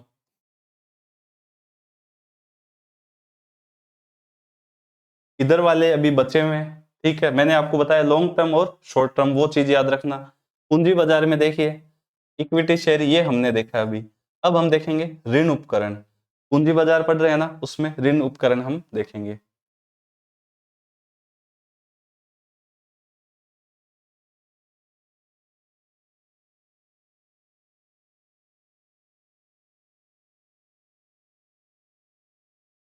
अब देखिए ऋण, ऋण क्या होता है, जो लोन लिया जाता है वो वित्त का अच्छा और सस्ता स्रोत माना जाता है, कि एक तो कंपनी हिस्सा देगी, उसके बजाय लोन दे दो, ठीक है। ये सस्ता स्रोत क्यों होता है, क्योंकि बहुत सारे फैक्टर होते हैं। एक कंपनी हिस्सा देती है तो लाभ बहुत ज्यादा होता है, अब लाभ में से हिस्सा देना और एक कुछ फिक्स्ड अमाउंट का ब्याज देना, एक तो ये डिफरेंस हो गया। दूसरा, ये जब ब्याज देती है कंपनी, तो कंपनी जब अपना टैक्स निकालती है, कॉर्पोरेट टैक्स देती है ना कंपनी, निगम कर, तो एक टैक्सेबल इनकम निकाली जाती है। टैक्सेबल इनकम कैसे निकलती है, कि कंपनी के इधर है खर्चे, एक्सपेंसेस, एक साइड में है कंपनी की इनकम। तो इनकम जितनी आई उसमें से खर्चे घटाए, तो क्या बचा कंपनी के पास, प्रॉफिट बचा। इनकम ज्यादा हुई, खर्चे कम हुए, कंपनी के पास प्रॉफिट बचा। अब ये जो प्रॉफिट बचा होता है, इसमें से कंपनी क्या करती है, टैक्स देती है इस पे, इसको बोलते हैं टैक्सेबल इनकम। तो ब्याज एक खर्चा माना जाता है, ब्याज क्या है, एक खर्चा, इंटरेस्ट। तो खर्चे जब ज्यादा होंगे तो प्रॉफिट क्या है, कम आएगा, और प्रॉफिट कम आएगा तो टैक्स भी क्या है, कम देना पड़ेगा। इसलिए वित्त का एक सस्ता स्रोत इसको माना जाता है, किसको, ऋण उपकरणों को। अब देखिए ये जो बॉन्ड्स होते हैं, मैंने आपको बताया था ऋण का मीन्स बॉन्ड्स। ये बॉन्ड्स दो प्रकार से होते हैं, परिपक्वता मीन्स मेच्योरिटी, कितनी अवधि के हैं, या तो शॉर्ट टर्म हो सकते हैं या लॉन्ग टर्म। मैंने आपको बताया 1 साल या 1 साल से कम का है तो शॉर्ट टर्म है, 1 साल से ज्यादा का है तो लॉन्ग टर्म है। अब देखिए एक होता है जारीकर्ता, जारीकर्ता कौन, जो ऋण ले रहा है, और एक है निवेशक या बॉन्ड धारक, जो ऋण दे रहा है, निवेश कर रहे हैं हम किसमें, ब्याज कमाने के लिए। तो ये बॉन्ड जारी करता है कौन, जारी करता है, ये एक सिंपल सी चीज है। अब देखिए बॉन्ड में क्या होता है, बॉन्ड में जो ब्याज मिलता है इसको बोला जाता है कूपन, बॉन्ड पे जो ब्याज मिलता है इसको कूपन बोला जाता है। बॉन्ड रिटर्न जो होता है, यानी बॉन्ड पे जो रिटर्न मिलता है उसको बोला जाता है बॉन्ड यील्ड। ये इकोनॉमिक्स के कुछ टर्म है। शेयर्स की तुलना में जोखिम कम, क्योंकि निश्चित या स्थिर आय है। शेयर में जोखिम है भाई, शेयर मार्केट तो ऊपर नीचे होता है, कंपनी घाटे में भी जा सकती है, पर इनको तो ब्याज फिक्स देना पड़ेगा। हमने आपको लोन दिया है, आप हमें ब्याज ला के दो, कहीं से ही दो, ठीक है। जोखिम कम है यहाँ पे। टाइप्स ऑफ बॉन्ड वही, दो प्रकार से जारी कौन कर रहा है, या तो गवर्नमेंट कर सकता है, कौन से, शॉर्ट टर्म भी और लॉन्ग टर्म। कॉर्पोरेट भी जारी कर सकता है शॉर्ट टर्म और लॉन्ग टर्म। ये जो पहले हमने चार्ट देखा था, पहला उस चार्ट में था treasury bill. Treasury bill means हम देख रहे हैं कौन से गवर्नमेंट वाले शॉर्ट टर्म, जो 1 साल से कम के हैं, ठीक है।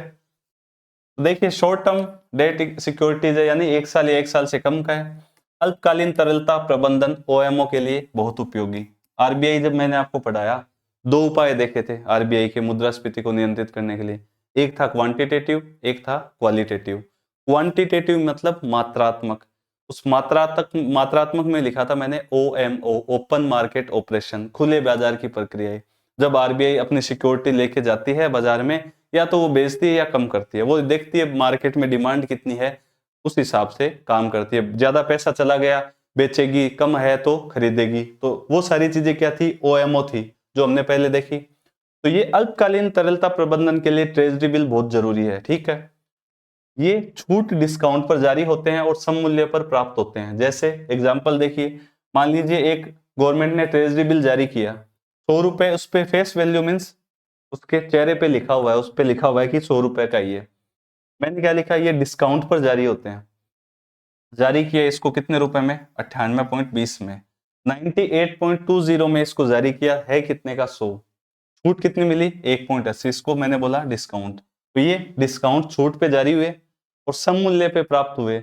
अब मान लीजिए आपने एक बॉन्ड खरीदा, सरकार ने कोई बॉन्ड जारी किया ट्रेजरी बिल, ये शॉर्ट टर्म के लिए। अब ये है कितने का, 100 रुपए का। आपने क्या किया, 5 ले लिए, तो आपको पैसे कितने देने हैं, 5 × 98.20। ये पैसे आपने सरकार को दे दिया, ये लो भैया लोन। सरकार जब वापस जब जाओगे इन 5 बॉन्ड को लेके, मान लीजिए ये 90 दिन के हैं, ये सरकार आप गए, ये हमारा 90 दिन पूरे हो गए, अब हमें पैसे दो। तो सरकार आपको कितने पैसे देगी, 100 के हिसाब से, 100 × 5 के हिसाब से। तो अब जो आपकी इनकम हुई है, इसको ही मैंने क्या बोला, कूपन। ब्याज को क्या बोला, कूपन। सरकार ने ब्याज नहीं दिया, आप इस डिस्काउंट दे दिया था, कब, जब आपने खरीदा। फिर पैसे कितने दिए, पूरे 100 के हिसाब से। ये जो पैसा आपने कमाया वही क्या है, कूपन। डिस्काउंट पे जारी सम मूल्य पर प्राप्त किए जाते हैं। रिडीम करवाओगे तो 100 रुपए एक आपको मिलेंगे। अब ये जो ट्रेजरी बिल है, ये 3 टाइप के होते हैं। एक T91, ऐसे नाम लिखा होता है T91। एक है T 182 दिन का, एक 364 दिन का। क्यों 364 क्यों है, क्योंकि 1 साल से कम का होना चाहिए, तभी शॉर्ट टर्म होगा। तो ये 3 बॉन्ड जारी किए जाते हैं, 91, 182 और 3 टाइप के, 364 दिन का। टीबी मीन्स बीमारी नहीं, ट्रेजरी बिल केवल केंद्र सरकार जारी कर सकती है, राज्य सरकार नहीं। ये एक इंपॉर्टेंट फैक्ट है, सिर्फ केंद्र सरकार इसको जारी कर सकती है, ट्रेजरी बिलों को। तो ट्रेजरी बिल क्या है, एक अल्पकालीन ऋण का स्रोत है सरकार के लिए, कि जारी कर दिए कि हमें पैसा चाहिए 1 साल से कम अवधि के लिए, कोई खरीद लेगा, खरीदेगा जब वो छूट प्राप्त करेगा। जैसे यहाँ पे 5 जो बॉन्ड है उनको 98.20 ही पे करेगा सरकार को। फिर जब वापस लेके जाएगा बॉन्ड की हमारा पैसा दो, तो सरकार 100 रुपए के हिसाब से पैसा देगी। इसलिए ये सम मूल्य पे मिलते हैं, छूट पे जारी होते हैं। अगला देखिए CMB. CMB means cash management bill. C cash, M management और बी मीन्स बिल। ये क्या होते हैं, अब देखिए ट्रेजरी बिल है वो, एक था 91 और एक था 182 और एक 364 दिन का। यहाँ पे देखिए 91 डेज है, कितना, 91 डेज मेच्योरिटी। अब इससे कम का भी कोई बिल जारी करना है, वो कौन है, ये सीएमबी। 91 दिन से कम परिपक्वता वाले क्या है बिल, वो है ये सीएमबी। और 91, 182, 364 वाले ये क्या है, ये ट्रेजरी बिल है। एसएलआर आवश्यकताएं पूरी करते हैं। एसएलआर मीन्स वैधानिक तरलता अनुपात। जब बैंकिंग हमने पढ़ा, तो जो कम वो आपके बैंक है, वो आरबीआई से जब पैसा लेती है या फिर ओएमओ वगैरह किया जाता है, तो वो अपनी गवर्नमेंट सिक्योरिटी जमा करवाती है। हमने देखा था ना वैधानिक तरलता अनुपात, तो उसके लिए ये SLR की आवश्यकताएं भी ये सिक्योरिटीज पूरा करती है, ठीक है। उसके बाद देखिए गवर्नमेंट सिक्योरिटीज, सरकारी प्रतिभूतियां, सीधा सा नाम है, गवर्नमेंट जारी करेगी, वही गवर्नमेंट सिक्योरिटीज है। इनको गिल्ट एज, कई बार नाम आता है गिल्ट एज सिक्योरिटी बोलते हैं। ये गिल्ट एज का मतलब क्या होता है, इनमें विश्वसनीयता होती है, ठीक है। जब ब्रिटिश सरकार चलती थी, ब्रिटिश जो कंपनी, उस टाइम पे ये बॉन्ड जारी होते थे गवर्नमेंट, इनको गिल्ट एज उस टाइम से बोला जाता, क्योंकि इनमें लोगों की क्या विश्वसनीयता होती थी इन बॉन्ड में, इसलिए गिल्ट एज बोलते हैं। तो गवर्नमेंट सिक्योरिटी क्या होती है, केंद्र सरकार या राज्य सरकार जो जारी करे। अब ये देखिए वर्तमान में डीमेट अकाउंट से जारी होती है, डीमेट पे इनका क्रय विक्रय है, गवर्नमेंट सिक्योरिटीज का किया जा सकता है, डीमेट आगे हम पढ़ेंगे। SDB, SDB means state development bond, जारी कौन करेगी, राज्य सरकार। आरबीआई के थ्रू राज्य सरकार जब लोन लेती है, आरबीआई से नहीं लेती, आरबीआई बॉन्ड जारी करेगी कि राज्यों को लोन चाहिए, फिर कोई जनता, आम निवेशक, बैंक कोई भी ले सकता है, ठीक है, इनमें इंटरेस्ट, फिर वो राज्य सरकार क्या है, लोन लेगी, आरबीआई इसमें भूमिका निभाती है। तो आरबीआई क्या है, ऋण उपलब्ध कराती है राज्य सरकारों को, उसको बोलते हैं स्टेट डेवलपमेंट बॉन्ड, ठीक है। ये क्या है, लॉन्ग टर्म वाले हैं। ये भी क्या है, एसएलआर योग्य है, ठीक है, वैधानिक तरलता अनुपात में जो सिक्योरिटीज रखनी पड़ती है उसके लिए ये योग्य है। उसके बाद देखिए इन्फ्लेशन इंडेक्स बॉन्ड, मुद्रास्फीति सूचकांकित बॉन्ड, मुद्रास्फीति नाम लिखा हुआ है, इन्फ्लेशन तो कौन से होते हैं, निवेशकों को मुद्रास्फीति के नकारात्मक प्रभाव से बचाने हेतु डिजाइन किया गया है। याद कीजिए मुद्रास्फीति की क्लास, कि मुद्रास्फीति से मैंने आपको बताया, ऋणदाता जो लोन दे रहा है, एक है ऋण लेने वाला, ऋण प्राप्त करने वाला। तो जो ऋण देने वाला है उसको क्या है, मुद्रास्फीति जब होती है तो उसको घाटा होता है। मैंने एग्जाम्पल दिया था आपको, 10,000 रुपए दिए, उस टाइम पे 10,000 रुपए के मान लीजिए 10 किलो गेहूं आ रहे हैं, उसके बाद जब वो वापस लेगा तो वस्तुओं की कीमतें बढ़ जाएगी, तो जब वो वापस 10,000 रुपए दे देगा उसके, फिर वो जो जिसने लोन दिया था वो मार्केट में जाएगा तो उसको उसी 10 किलो गेहूं के लिए 12,000 रुपए करने पड़ रहे हैं, क्योंकि वस्तु की कीमतें बढ़ गई। तो जो लोन देने वाला है वो मुद्रास्फीति जब बढ़ती है तो हमेशा क्या है, घाटे में रहता है। तो ये बॉन्ड क्या है, एक तरह से लोन ही तो दिया जा रहा है, अब उसको घाटा ना हो इस हिसाब से इसको डिजाइन किया जाता है, इसको बोला जाता है मुद्रास्फीति इंडेक्स्ड बॉन्ड, ठीक है। नेक्स्ट है म्युनिसिपल बॉन्ड, म्युनिसिपल मींस जो नगरीय निकाय जारी करते हैं, सिविल परियोजनाओं के वित्त पोषण हेतु नगरीय निकायों द्वारा जारी किए जाते हैं। पहला बॉन्ड है वो पीएमसी पुणे द्वारा 2017 में जारी, PMC means Pune municipal corporation, इसके द्वारा पहला बॉन्ड जारी किया गया। म्युनिसिपल बॉन्ड सिंपल से हैं, नगरीय निकाय जारी करते हैं, बड़े बड़े प्रोजेक्ट्स वगैरह बनाने हैं, जो शहर में इंफ्रास्ट्रक्चर है उसके लिए नगरीय निकाय कुछ ऐसे बॉन्ड लेके आते हैं सिविल परियोजनाओं के लिए, ठीक है। ग्रीन बॉन्ड, ग्रीन बॉन्ड कौन से होते हैं, ऐसे बॉन्ड जो जैसे आप देखते हो ये जो ऊर्जा, या मैं आपके नाम लिखूं, ऐसे बॉन्ड जो पर्यावरण हितैषी प्रोजेक्ट के लिए होते हैं, ठीक है। जैसे सोलर, अब कोई सोलर कंपनी है वो बॉन्ड जारी कर रही है, ठीक है, अब हाइड्रोजन का चल रहा है, तो ऐसी कंपनियां जो इन्वायरमेंट फ्रेंडली है, पर्यावरण से जुड़े हुए प्रोजेक्ट जो पर्यावरण को सकारात्मक प्रभाव डालते हैं, उनमें जो पैसा इन्वेस्ट करते हो उसको बोलते हैं ग्रीन बॉन्ड, ठीक है, नाम से ही पता चल रहा है। ये क्या टर्म्स है, बस इनको देखते रहो एक बार आप। कॉर्पोरेट बॉन्ड सरकार वाले देख लिए हमने, शॉर्ट टर्म और लॉन्ग टर्म। अब जो निजी क्षेत्र जारी करता है वो देख लेते हैं। कॉर्पोरेट में वही शॉर्ट टर्म और long term. Short term CB, CP, CD तीनों देखेंगे। सीबी मीन्स कॉमर्शियल बिल, वाणिज्यिक बिल इनको बोलते हैं। वाणिज्यिक बिल क्या होते हैं, पढ़ क्या रहे हम, पहले वो देख लो, कहीं भूल जाओ पढ़ते पढ़ते सारी टर्म्स। हम ये पढ़ रहे हैं कि या तो शेयर जारी कर दो या लोन दे दो। शेयर देख लिया, अब लोन देख रहे हैं, या तो लॉन्ग टर्म दे दो या शॉर्ट टर्म दे दो, सिंपल सी चीज देख रहे हैं। शॉर्ट टर्म वाले अभी पढ़ रहे हैं, वो पहले गवर्नमेंट वाले देख लिए, शॉर्ट टर्म और लॉन्ग टर्म दिनों के हिसाब से, मेच्योरिटी अवधि के हिसाब से। अब देख रहे हैं कॉर्पोरेट यानी निजी क्षेत्र भी बॉन्ड जारी कर सकता है, ठीक है, कोई मैं कंपनी हूं, मेरे को पैसा चाहिए तो मैं बॉन्ड जारी करूंगा, या तो लॉन्ग टर्म वाले या शॉर्ट टर्म वाले, वो देख रहा हूँ। तो शॉर्ट टर्म वाले कौन से हैं, वाणिज्यिक बिल। वाणिज्यिक बिल क्या होते हैं, वस्तुओं और सेवाओं अथवा धन के लेन देन के लिए व्यापारियों द्वारा जारी किए जाते हैं, व्यापारी आपस में जारी करते हैं। मैं गया सामान लेने, मैं एक व्यापारी हूँ, दूसरे व्यापारी के पास गया कि यार ये 10,000 रुपए का सामान खरीद रहा हूँ, पैसे तेरे को मैं 3 महीने बाद दूंगा। 3 महीने का मीन्स 1 साल से कम अवधि का है, मुद्रा बाजार का है, ठीक है, शॉर्ट टर्म पढ़ रहे हैं। तो वो बोला ठीक है, ये तू बॉन्ड जारी कर दे, तो मैं बॉन्ड जारी करूंगा। वही क्या है, कॉमर्शियल बिल।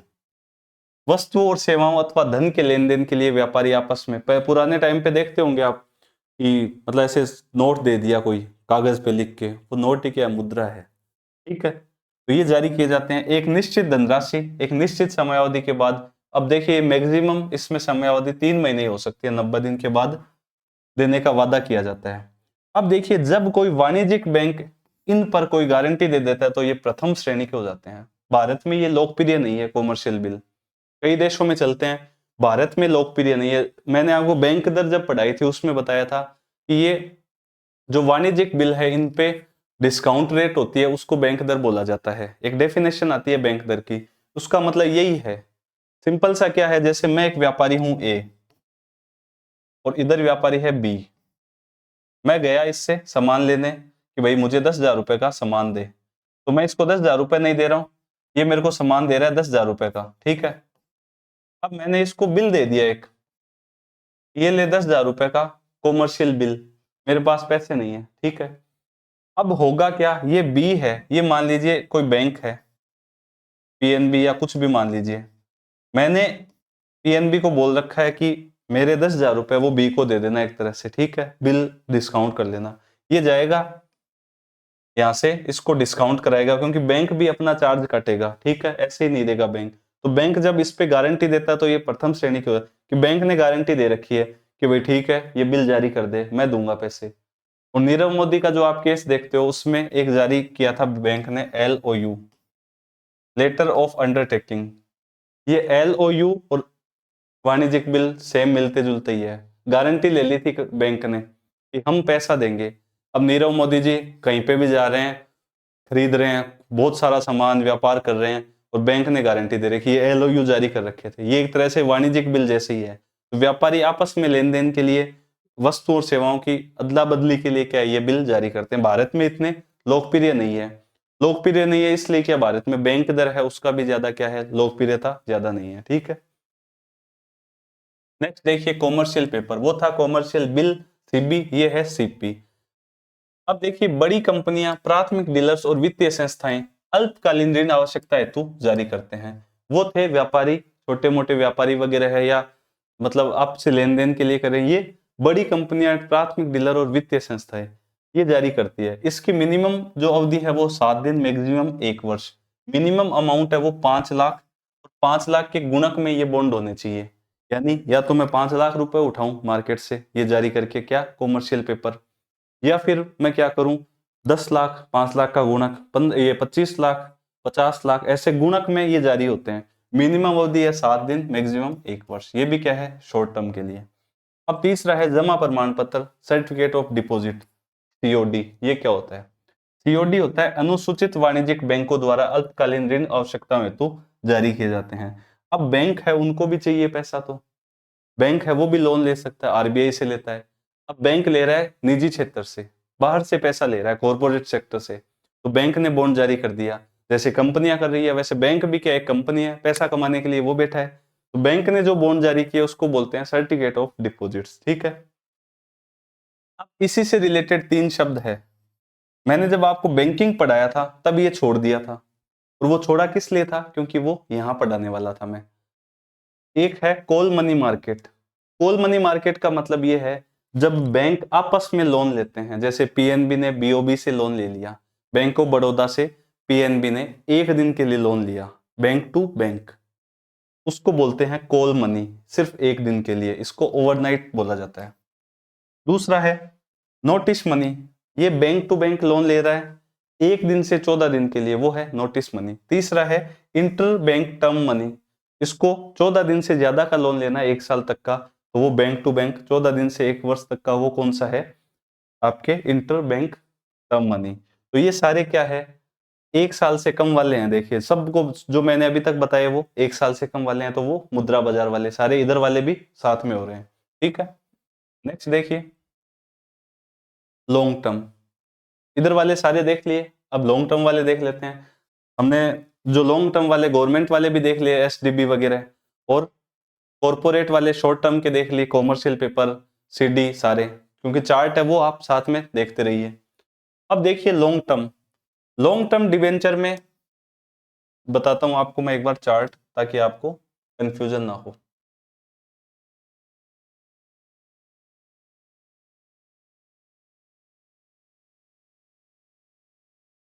एक सेकेंड,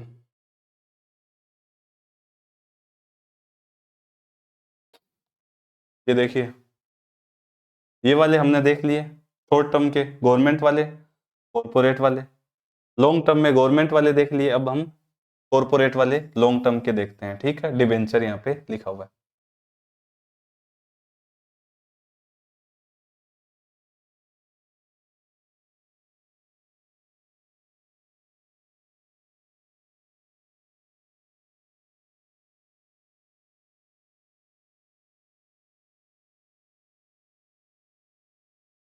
अब देखिए डिबेंचर क्या होता है, कंपनियों ने जारी किया शेयर तो दी हिस्सेदारी, लोन दिया तो ब्याज दिया उस पे। तो जो लोन ले रही है कंपनी, लॉन्ग टर्म वाला, लॉन्ग टर्म वाला लोन ले रही है कंपनी, उसको बोलते हैं डिबेंचर। तो डिबेंचर क्या है, कंपनियों द्वारा जारी लॉन्ग टर्म डेट सिक्योरिटी, यानी जो दीर्घकाल के लिए कंपनी ने क्या है लोन लिया है उसको बोला डिबेंचर, और हिस्सेदारी दे दी उसको क्या बोला, शेयर। दो ही चीजें बताई थी मैंने, या तो हिस्सा देगी, हिस्सा देगी तो शेयर, और शेयर पे क्या देगी, लाभांश।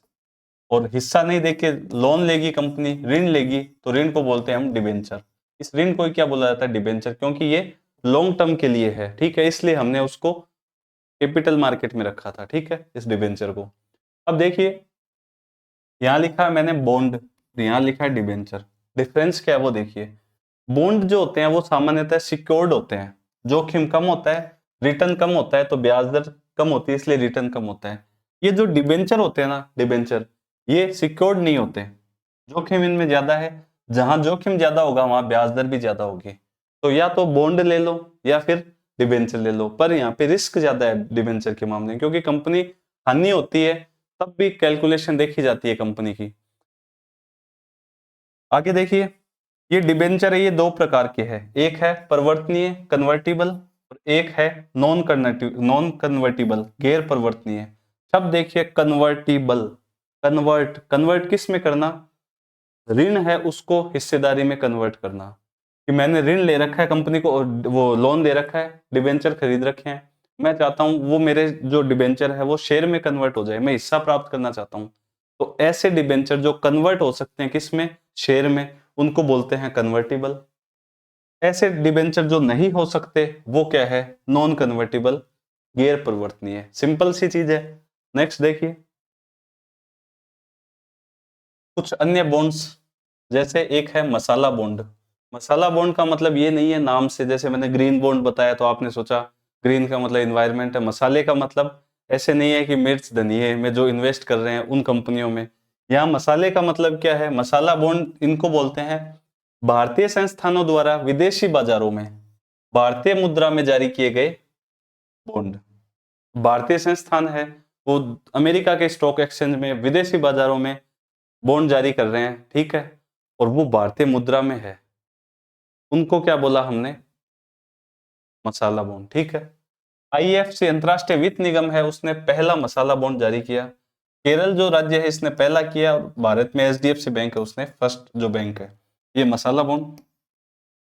ग्रीन मसाला बॉन्ड किसको बोलते हैं, ग्रीन मसाला बॉन्ड देखिए वही विदेशी बाजारों में भारतीय मुद्रा में कोई बॉन्ड जारी हो, पर वो बॉन्ड किस में हो, जो ग्रीन प्रोजेक्ट वाली कंपनियां हैं, जो पर्यावरण को लाभ पहुंचाती है उन कंपनियों उन प्रोजेक्ट्स में, उसको बोलते हैं ग्रीन मसाला।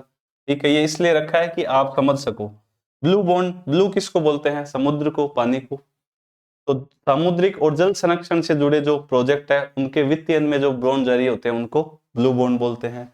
एलिफेंट बैंड बॉन्ड, ये एलिफेंट बॉन्ड क्या है, सुरजीत भल्ला समिति थी उसने सुझाव किया कि हाथियों को बचाओ, ऐसा नहीं है। ये बॉन्ड इसलिए जारी किए जाते हैं, आप सब देखते हो जब नोटबंदी वगैरह की थी, काले धन का बहुत इश्यू आया था, अलग अलग स्कीम लेके आई सरकार, जिनके पास काला धन था उनको डराया जा रहा था कि स्विस बैंक से आपके सारे पैसे ले आएंगे, ये कर देंगे वो कर देंगे। ज्यादा धरातल पे ये चीजें आई कि नहीं आई वो एक अलग विषय है, पर उस टाइम पे सरकार ने ये बोला कि जिनके पास काला धन है तो प्लीज आपसे रिक्वेस्ट है, आप उसको घोषित कर दीजिए। हम आपको कुछ नहीं करेंगे, जेल में नहीं देंगे, आप सिर्फ हमें टैक्स दे दीजिए, कुछ हम चार्ज लेंगे, आपको जेल में नहीं डालेंगे। तो वो सारी जब प्रक्रिया चल रही थी तो ये एलिफेंट बॉन्ड निकाले, किस समिति के सुझाव पे? सुरजीत भल्ला समिति के, कि हम जो आपने काला धन घोषित किया है उसका 50% है वो एलिफेंट बॉन्ड खरीदो उसके, यानी इस 50% जो आपने काला धन जो घोषित किया उसके 50% क्या खरीदो? Elephant bond.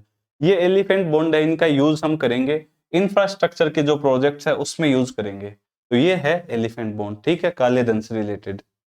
उसके बाद नेक्स्ट देखिए जीरो कूपन बॉन्ड। ये जीरो कूपन बॉन्ड क्या होते हैं? वही जो मैंने आपको बताए बॉन्ड है, कौन से? ट्रेजरी बिल, वो जीरो कूपन बॉन्ड है। ऐसे बॉन्ड जो ब्याज नहीं देते, वो ब्याज नहीं दे रहे थे, वो छूट दे रहे थे, डिस्काउंट पर जारी होते हैं और सम मूल्य पर प्राप्त होते हैं, उनको क्या बोलते हैं? Zero coupon bond. ये ठीक है। अब देखिए इंपॉर्टेंट, ये जो बॉन्ड है इनकी विश्वसनीयता चेक करने के लिए कोई कंपनी लोन लेना चाह रही है। अब जैसे आप सपोज कीजिए आप किसी से उधार पैसा मांगना चाह रहे हैं, अब कोई गारंटर बन गया बीच में, या कोई किसी ने आपकी रेटिंग दे दी। रेटिंग मीन्स आपने फोन किया एक दोस्त को कि यार मुझे 10,000 रुपए चाहिए। अब जिसको फोन किया है वो किसी थर्ड पर्सन को या आपके दोस्त को पूछेगा, यार ये कैसा है व्यवहार इसका, पैसा वैसे देने में सही तो है क्या, टाइम पे दे देता है क्या, क्या इसकी सोर्स की इनकम है?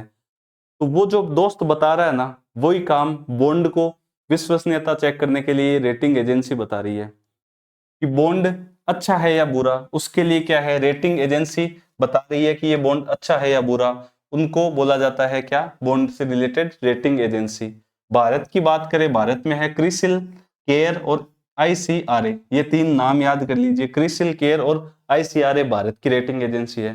ग्लोबल जो रेटिंग एजेंसी है वो स्टैंडर्ड एंड पुअर है, फिच है और एक मूडीज है। ये इनके नाम आप करंट अफेयर वगैरह में देखते हो। तो ये है रेटिंग एजेंसी, ये बताती है कि ये बॉन्ड विश्वसनीय है या नहीं, ब्याज टाइम पे देगा क्या, पैसे टाइम पे देगा क्या, ये सारी चीजें बताती है।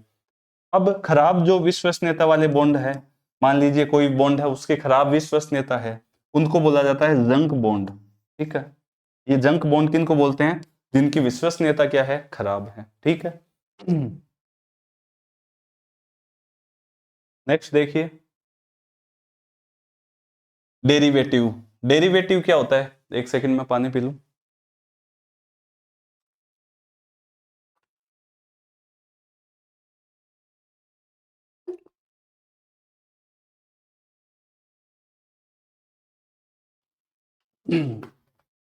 देखिए इस क्लास में टर्म्स ही टर्म्स है, बैंकिंग था चैप्टर, वो भी सेम ऐसा ही था कि सारी टर्म्स चल रही है, रेट चल रही है, कॉन्सेप्ट कम है, फैक्ट ज्यादा है और बताने लायक चीजें है।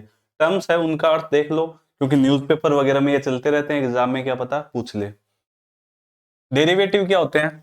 डेरिवेटिव का मतलब ये होता है कि क्रेता और विक्रेता, भाई एक खरीदने वाला एक बेचने वाला, वो एक कॉन्ट्रैक्ट कर रहे हैं, वित्तीय अनुबंध। किसका? कि एक पूर्व निर्धारित तिथि और मूल्य पर सिक्योरिटीज को खरीदने और बेचने का। कोई एक डेट है, पहले ही कर रहे हैं कि भाई हम ये इस डेट पे इतना माल खरीदेंगे या बेचेंगे, एक वित्तीय समझौता कर रहे हैं। डेरिवेटिव मीन्स उतार चढ़ाव, उसको बोलते हैं हम डेरिवेटिव, एक वित्तीय अनुबंध कर रहे हैं। अब देखिए डेरिवेटिव के कुछ प्रकार है, ये शेयर मार्केट से रिलेटेड टर्म है इसलिए बताइए। एक है फॉरवर्ड अनुबंध, एक है फ्यूचर्स, फ्यूचर्स भी नाम आता है और फ्यूचर कॉन्ट्रैक्ट भी नाम आता है, और एक है ऑप्शंस। देखिए फॉरवर्ड अनुबंध और जो फ्यूचर फंड है वो एक ही तरह से होते हैं कि एक क्रेता विक्रेता है, वो वर्तमान मूल्य पर भविष्य की तिथि पर क्रय विक्रय करने का समझौता कर रहा है। कि कोई मान लीजिए कोई शेयर है, कोई वस्तु है, कुछ भी है, आज इसकी कीमत है 20 रुपए, वर्तमान मूल्य कितनी? 20 रुपए, और भविष्य का मैं सौदा कर रहा हूं कि मैं उस तारीख को इतना खरीद लूंगा वर्तमान मूल्य पर। वो क्या है? फॉरवर्ड अनुबंध। और वो क्या है? फ्यूचर्स। सेम ही है दोनों चीज, डिफरेंस क्या है इनमें? अंतर ये है कि ये जो फॉरवर्ड अनुबंध है ये प्रत्यक्ष रूप से होता है, आपस में व्यापारी बैठे, आपस में मैंने सामने ही बात करी, और ये होता है रेगुलेटेड एक्सचेंजेस पे। जो फ्यूचर्स है वो एक्सचेंज पे हो जाए और ये डायरेक्ट होता है। ये इनमें डिफरेंस है, दोनों है सेम ही। एक है ऑप्शंस। ऑप्शंस क्या होता है? क्रेता या विक्रेता वर्तमान मूल्य पर भविष्य की तिथि पर क्रय विक्रय का समझौता करते हैं, सेम है, दोनों में भी समझौता किया। पर यहाँ पे एक अंतर है, यहाँ पे बाध्यता नहीं है। अब यहाँ पे तो क्या है, बाध्यता है, दोनों में ही बाध्यता है कि उस डेट को कर लिया समझौता तो अब कैंसिल नहीं कर सकता मैं सौदा, वो करना पड़ेगा, चाहे उसकी कीमत बढ़े या आगे भविष्य में कम हो। बाध्यता है मेरे पे कि मैं यहाँ पे सौदा निरस्त नहीं करूंगा, और यहाँ पे ऑप्शन में बाध्यता नहीं है, बाकी तीनों सेम ही है। इसमें क्या है, बाध्यता नहीं है, सौदा कभी भी निरस्त कर सकता हूं। और यहाँ पे क्या है, बाध्यता है मेरे पे कि मैं सौदा निरस्त नहीं कर सकता। अंतर क्या है, अंतर यह है कि ये तो प्रत्यक्ष रूप से होता है फॉरवर्ड अनुबंध, और ये रेगुलेटेड एक्सचेंज के माध्यम से होता है। ऑप्शंस है, ये दो प्रकार के होते हैं, नाम आते हैं ना कई बार, कॉल ऑप्शंस। कॉल ऑप्शंस का मतलब क्रय करने का अनुबंध कर रहा हूं मैं, खरीदने का। और पुट ऑप्शन मीन्स विक्रय करने का, बेचने का कर रहा हूं। बहुत सिंपल से शब्द है, छोटे छोटे शब्द है। आगे देखिए, म्यूचुअल फंड।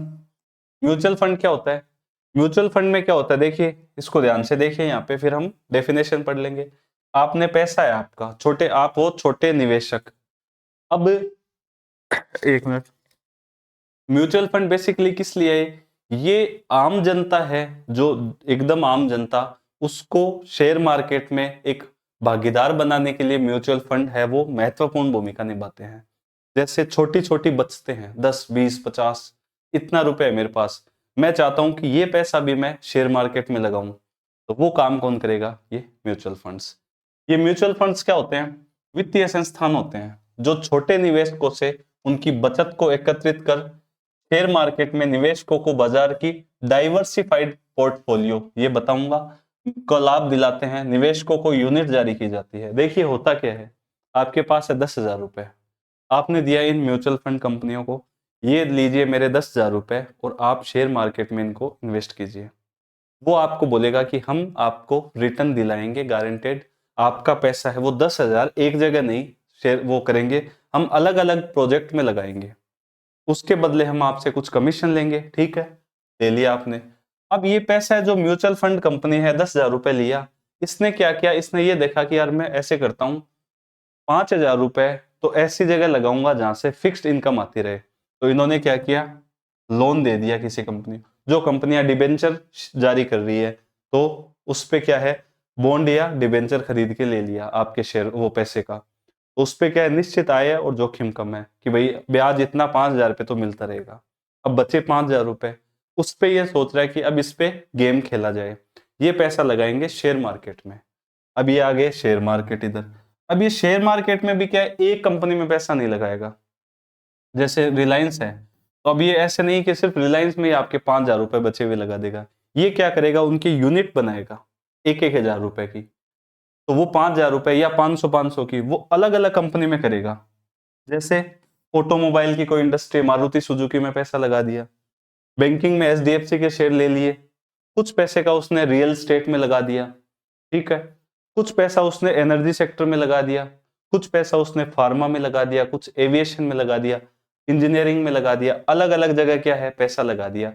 पहला पैसा आपका 5,000 रुपए, वो मान लीजिए 2,500 के उसने बॉन्ड खरीद लिए, 2,500 के डिबेंचर, या बॉन्ड में भी अलग अलग बॉन्ड खरीद लिए, और इधर क्या है पैसा अलग अलग जगह वो लगा रहा है, इसको बोलते हैं म्यूचुअल फंड। इसके बदले आपको क्या जारी की जाती है, यूनिट्स, ये जैसे यूनिट बनाई ना, वो यूनिट आपको जारी कर दी जाती है। ये क्या है, म्यूचुअल फंड। भारत का पहला जो म्यूचुअल फंड है वो यूटीआई लेके आया, unitary trust of India, Bharat का फर्स्ट म्यूचुअल फंड है वो लेके आया। ठीक है, आगे देखिए, हेज फंड। ये हेज फंड क्या होता है वो देखिए, HNI का पैसा लगाते हैं, HNI देख के घबराना मत, म्यूचुअल फंड की तरह परंतु यूनिट का मूल्य ज्यादा। अब ऐसे लोग भी है, आप तो हो गरीब लोग, छोटे निवेशक हो, ऐसे लोग भी है जो बड़े बड़े पैसे, जिनके पास ज्यादा पैसे हैं। अब अडानी जी अंबानी जी ये भी चाह रहे हैं कि हम पैसा लगाएं मार्केट में, तो उनको बोला जाता है HNI, हाई नेटवर्थ वो इंस्टीट्यूशंस, वो इंडिविजुअल्स। ठीक है, HNI किसको बोलते हैं, हाई इंडिविजुअल्स, ये हाई नेटवर्क इंडिविजुअल्स, जिनकी नेटवर्क बहुत ज्यादा है, बड़े निवेशक है ये। काम सेम म्यूचुअल फंड की तरह, पर पैसा किसका है, बड़े निवेशकों का, उनको यूनिट में बांट दिया, यूनिट का वैल्यू बहुत ज्यादा है, आप तो 10 20, आप तो गरीब लोग हो, बड़े लोग हैं वो पैसा दे रहे हैं, उनको बोल दिया HNI। HNI जब म्यूचुअल फंड तरह से पैसा लगाएंगे वो क्या है, हेज फंड। ठीक है। एक है VCF, वेंचर कैपिटल फंड। ये नाम देखिए, इंग्लिश में ही देखना पेपर, यदि सवाल आता है एग्जाम में तो इंग्लिश वाला जो वर्जन है उसको देखना थोड़ा सा, क्योंकि हिंदी में या तो देवनागरी लिपि में आएगा वेंचर कैपिटल फंड, या हिंदी जो आएगी वो समझ में नहीं आएगी, इसलिए इंग्लिश में इनको पढ़ने का ट्राई करना। वेंचर कैपिटल फंड क्या होता है? वेंचर कैपिटल फंड में ये होता है कि ये जो मैंने आपको बताया कौन से, HNIs, म्यूचुअल फंड की तरह HNI का पैसा अलग अलग स्टार्टअप में लगाया जाता है। अब ये पैसा बता दिया भाई, अलग अलग स्टार्टअप है उनमें लगा रहे हैं म्यूचुअल फंड की तरह HNI, जिनका पैसा बड़े निवेशक है उनका पैसा, उसको क्या बोलते हैं हम, वेंचर कैपिटल फंड। ठीक है। एक है एंजल निवेशक, एंजल इन्वेस्टर, ये किसको बोलते हैं, स्टार्टअप कंपनियों में निवेश करने वाले HNIs। जैसे मान लीजिए अडानी जी है, अब आपने, आपका नाम है ए, आपने कोई स्टार्टअप किया अच्छी कंपनी, और आप IPO लेके आ रहे हो, IPO समझ गए, अब तो आप शेयर मार्केट में पहली बार शेयर लेके आए, बड़ा आपने एक स्टार्टअप किया, अब आपने ये कहा कि मेरे शेयर की वैल्यू है वो 10,000 रुपए। ठीक है। अडानी जी बोले 20 दूंगा मैं, आजा मेरे पास, कंपनी में लूंगा। ठीक है। तो क्या है एंजल निवेशक, अडानी जी पैसा किस में निवेश कर रहे हैं, स्टार्टअप में। तो स्टार्टअप कंपनियों में निवेश करने वाले HNIs को क्या कहा जाता है, एंजल निवेशक। बड़े निवेशक होते हैं जो स्टार्टअप में निवेश करते हैं, स्टार्टअप को बूस्ट करते हैं, कोई छोटी कंपनी उठती है उसको बूस्ट करते हैं, पर होता क्या है, उस कंपनी को खा जाते हैं। छोटी छोटी कंपनियां हैं, उनको बड़े प्लेयर आएंगे और ले आजा, मैं दूंगा डबल पैसे, क्योंकि उसके उनके पास जो उनका विचार होगा, ट्रेडमार्क है, कोई कॉपीराइट है, कोई फॉर्मूला है, वही चाहिए उनको, ये कंपनी कैसे बढ़ रही है। तो इसलिए वो देखते हैं ना, आर्थिक असमानता, बड़े जो कंपनियां हैं इंडिया में 2-3 ही है, अडानी है, टाटा है, अंबानी है, उसके अलावा हम नाम ही नहीं सुनते किनका। वो कारण यही है कि स्टार्टअप है, उनको ये ले रहे हैं, पर ये ग्रोथ भी करवाते हैं, पैसा भी लगाते हैं। अब एक एंजल टैक्स होता है, वो क्या होता है, जैसे मैंने बताया, ये बोला 10,000 रुपए मेरे शेयर की वैल्यू है, अडानी जी बोले 20 पकड़ डबल, तो इसने 10,000 रुपए का लाभ कमाया शेयर पे। वो 10,000 रुपए क्या है, उस पे सरकार लेगी टैक्स, सरकार बोलेगी हम भी कुछ टैक्स लेंगे, उसको नाम दिया एंजल टैक्स का। इस एंजल टैक्स को वर्तमान बजट में ये कहा गया है कि 2025-26 से हम खत्म कर देंगे, कि स्टार्टअप है उनको प्रोत्साहन मिले, इसलिए एंजल बजट वो टैक्स है उसको खत्म किया जाएगा। तो ये क्या है, एंजल निवेशक। आगे देखो, ETF, ETF exchange traded fund, ये क्या है, म्यूचुअल फंड की तरह छोटी छोटी यूनिट जारी करके निवेशकों का धन, यहां देखिए पूर्व निर्धारित प्रोजेक्ट। म्यूचुअल फंड्स वाले आपको पहले ये नहीं बताएंगे, जब म्यूचुअल फंड में पैसा निवेश कर रहे हो, कि हम पैसा यहां लगाएंगे, वो उनकी चॉइस है। तभी तो वो बोलते हैं ना, जल्दी जल्दी म्यूचुअल फंड का एड देखते हो कि market risk, subject to market risk, वो आपका पैसा बताएंगे नहीं कि यहाँ लगा रहा हूं, वो अपने हिसाब से लगाएंगे छोटी छोटी यूनिट में। अब यहाँ पे म्यूचुअल फंड की तरह आप निवेशकों का पैसा लिया और पहले ही बता दिया कि यार हम ये पैसा इस प्रोजेक्ट में लगाएंगे, पूर्व निर्धारित कोई प्रोजेक्ट है, उनको क्या बोलते हैं, ETF। ठीक है। जैसे आप रीट्स वगैरह कई नाम आते हैं, करंट वगैरह पढ़ते हो कि ये इंफ्रास्ट्रक्चर के लिए ये प्रोजेक्ट है, ये कोई सोलर प्रोजेक्ट है, उनमें उनके लिए बॉन्ड या ये जारी हो रहे हैं, तो उनको क्या बोला, ETF। ठीक है। भारत सरकार के 2 ETF है, एक नाम है आपके CPSE ETF, एक है भारत 22 ETF। ये CPSE 2014 में जारी हुआ है, 2017 में, एक बार नाम देख के चले जाना एग्जाम में। फिर है आर्बिट्रेज।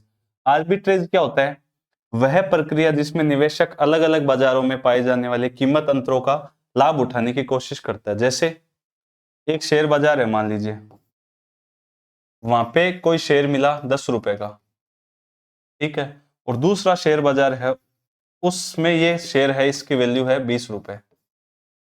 अब आप निवेशक हो, आप क्या दिमाग लगाओगे, दिमाग ये लगाओगे कि यहां से लिया पे शेयर, ठीक है, यहां से लिया शेयर 10 रुपए वाला, और यहां जाके आप बेच दोगे। कम कीमत का जो शेयर बाजार है वहां से शेयर खरीदा और ज्यादा कीमत वाले में बेच दिया, उस प्रक्रिया को बोला जाता है आर्बिट्रेज। कि जो शेयर बाजार में कीमत अंतर है उसका लाभ उठाने की कोशिश जब निवेशकों द्वारा की जाती है, उस प्रक्रिया को क्या बोला जाता है, आर्बिट्रेज।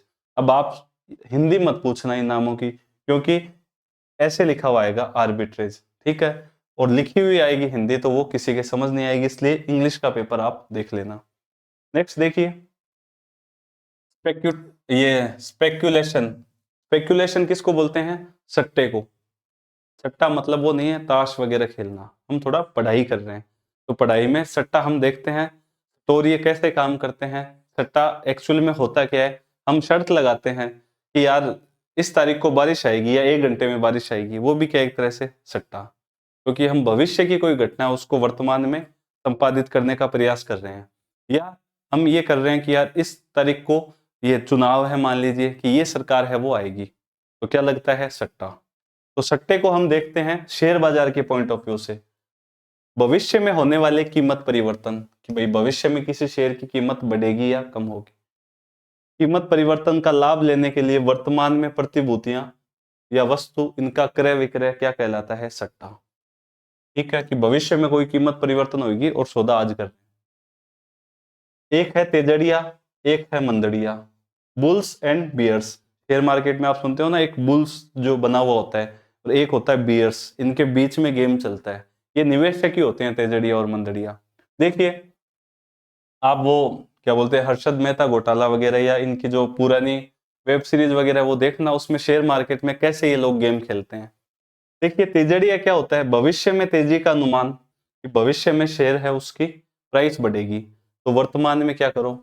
क्रय कर लो, खरीदो। भाई भविष्य में किसी चीज, ये क्या बोलेंगे तेजड़िए कि शेयर है वो बढ़ेगी, उसकी वैल्यू, उन शेयरों की आगे भविष्य में वैल्यू बढ़ने वाली है, तो लोग क्या है वर्तमान में खरीदने लग जाएंगे, बहुत सारा शेयर लोग देखेंगे कि भाई खरीद लो, इसको बोला जाता है तेजड़िया, ठीक है, बुल्स। तो शेयर बाजार है वो उठेगा, ठीक है। मंदड़िया, कि भविष्य में मंदी आएगी, शेयर की कीमत है वो क्या है? गिरेगी, तो शेयर की कीमत भविष्य में गिरेगी, तो आज जिस वैल्यू पे शेयर है उस पे बेचो ना, ताकि हमें फायदा हो, तो वर्तमान में क्या है? बेचा जाएगा, उसको बोलते हैं मंदड़िया।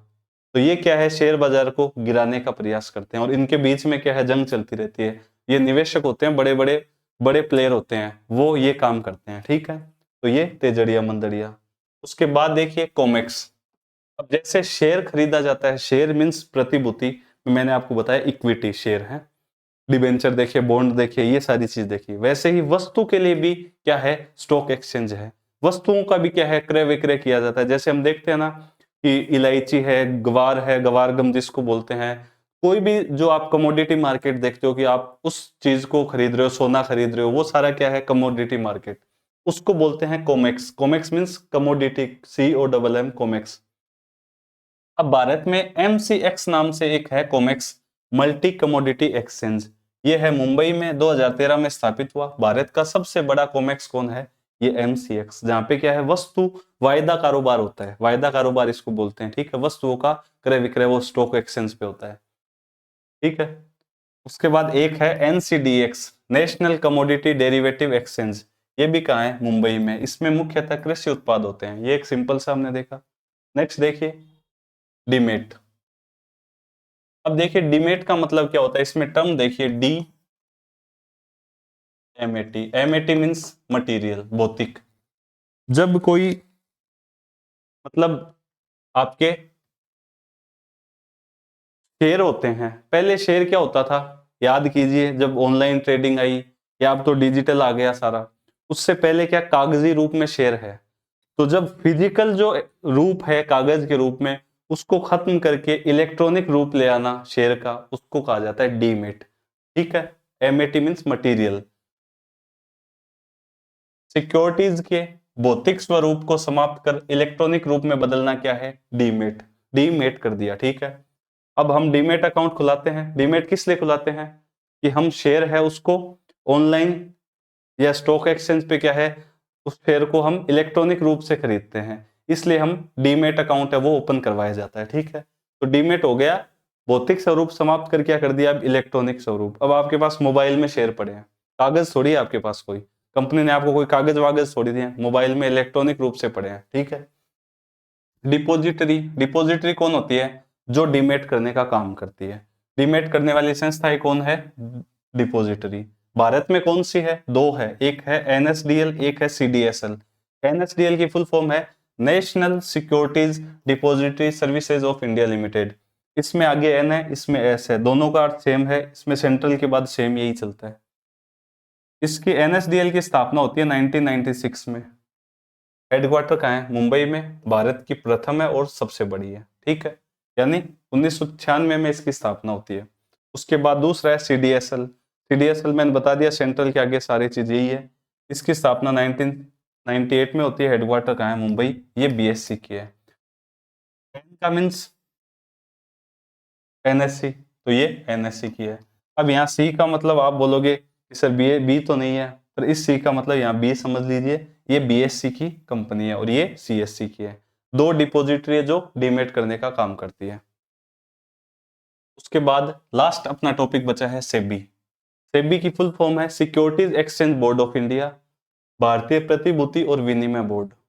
जो शेयर मार्केट हमने देखा, जो प्रतिभूति बाजार हमने देखा, सिक्योरिटीज बाजार देखा, कैपिटल बाजार देखा, उस पे नियंत्रण, उस पे रेगुलेशन कौन लगाता है? सेबी। और मुद्रा बाजार है, उस पे कौन लगाता है? आरबीआई, ठीक है। तो सेबी की फुल फॉर्म देखिए, स्थापना। अपना जो आरपीएससी है वो आगे इससे बढ़ ही नहीं पा रहे। 12 अप्रैल 1988 को सेबी की स्थापना हुई। ज्यादातर हमने राजस्थान के एग्जाम में स्थापना से आगे नहीं बढ़े, क्या पता आगे बढ़ जाए। मुख्यालय कहाँ है इसका? मुंबई में। 4 इसके रीजनल सेंटर है, अहमदाबाद, चेन्नई, दिल्ली और कोलकाता। यह है भारत सरकार के वित्त मंत्रालय के अधीन एक वैधानिक निकाय है। वैधानिक निकाय मतलब स्टेचुअरी बॉडी है। तो इसके लिए हमने क्या लेके आए? सेबी एक्ट 1992 में। स्वायत्त और वैधानिक निकाय है, ठीक है। सेबी एक्ट बना हुआ है 1992 का, उसके तहत इसको वैधानिकता मिली हुई है। अब देखिए, भारत में हम देख रहे हैं 1975 में बन गया बीएससी। सेबी बन रहा है कब? 1988 में। उससे पहले भी शेयर बॉन्ड सिक्योरिटी जारी हो रही है। तो सेबी से पहले क्या था? सेबी से पहले पूंजी महानियंत्रक था, कंट्रोलर ऑफ कैपिटल इश्यूज, ठीक है। अब भारत में प्रतिभूति बाजार देख लिया हमने, शेयर बॉन्ड डिबेंचर सारा सब कुछ, सिक्योरिटीज प्रतिभूति देख ली, और वायदा कारोबार कॉमेक्स देख लिया हमने। वो उसका प्रमुख नियामक कौन है? वो सेबी है। उद्देश्य क्या है?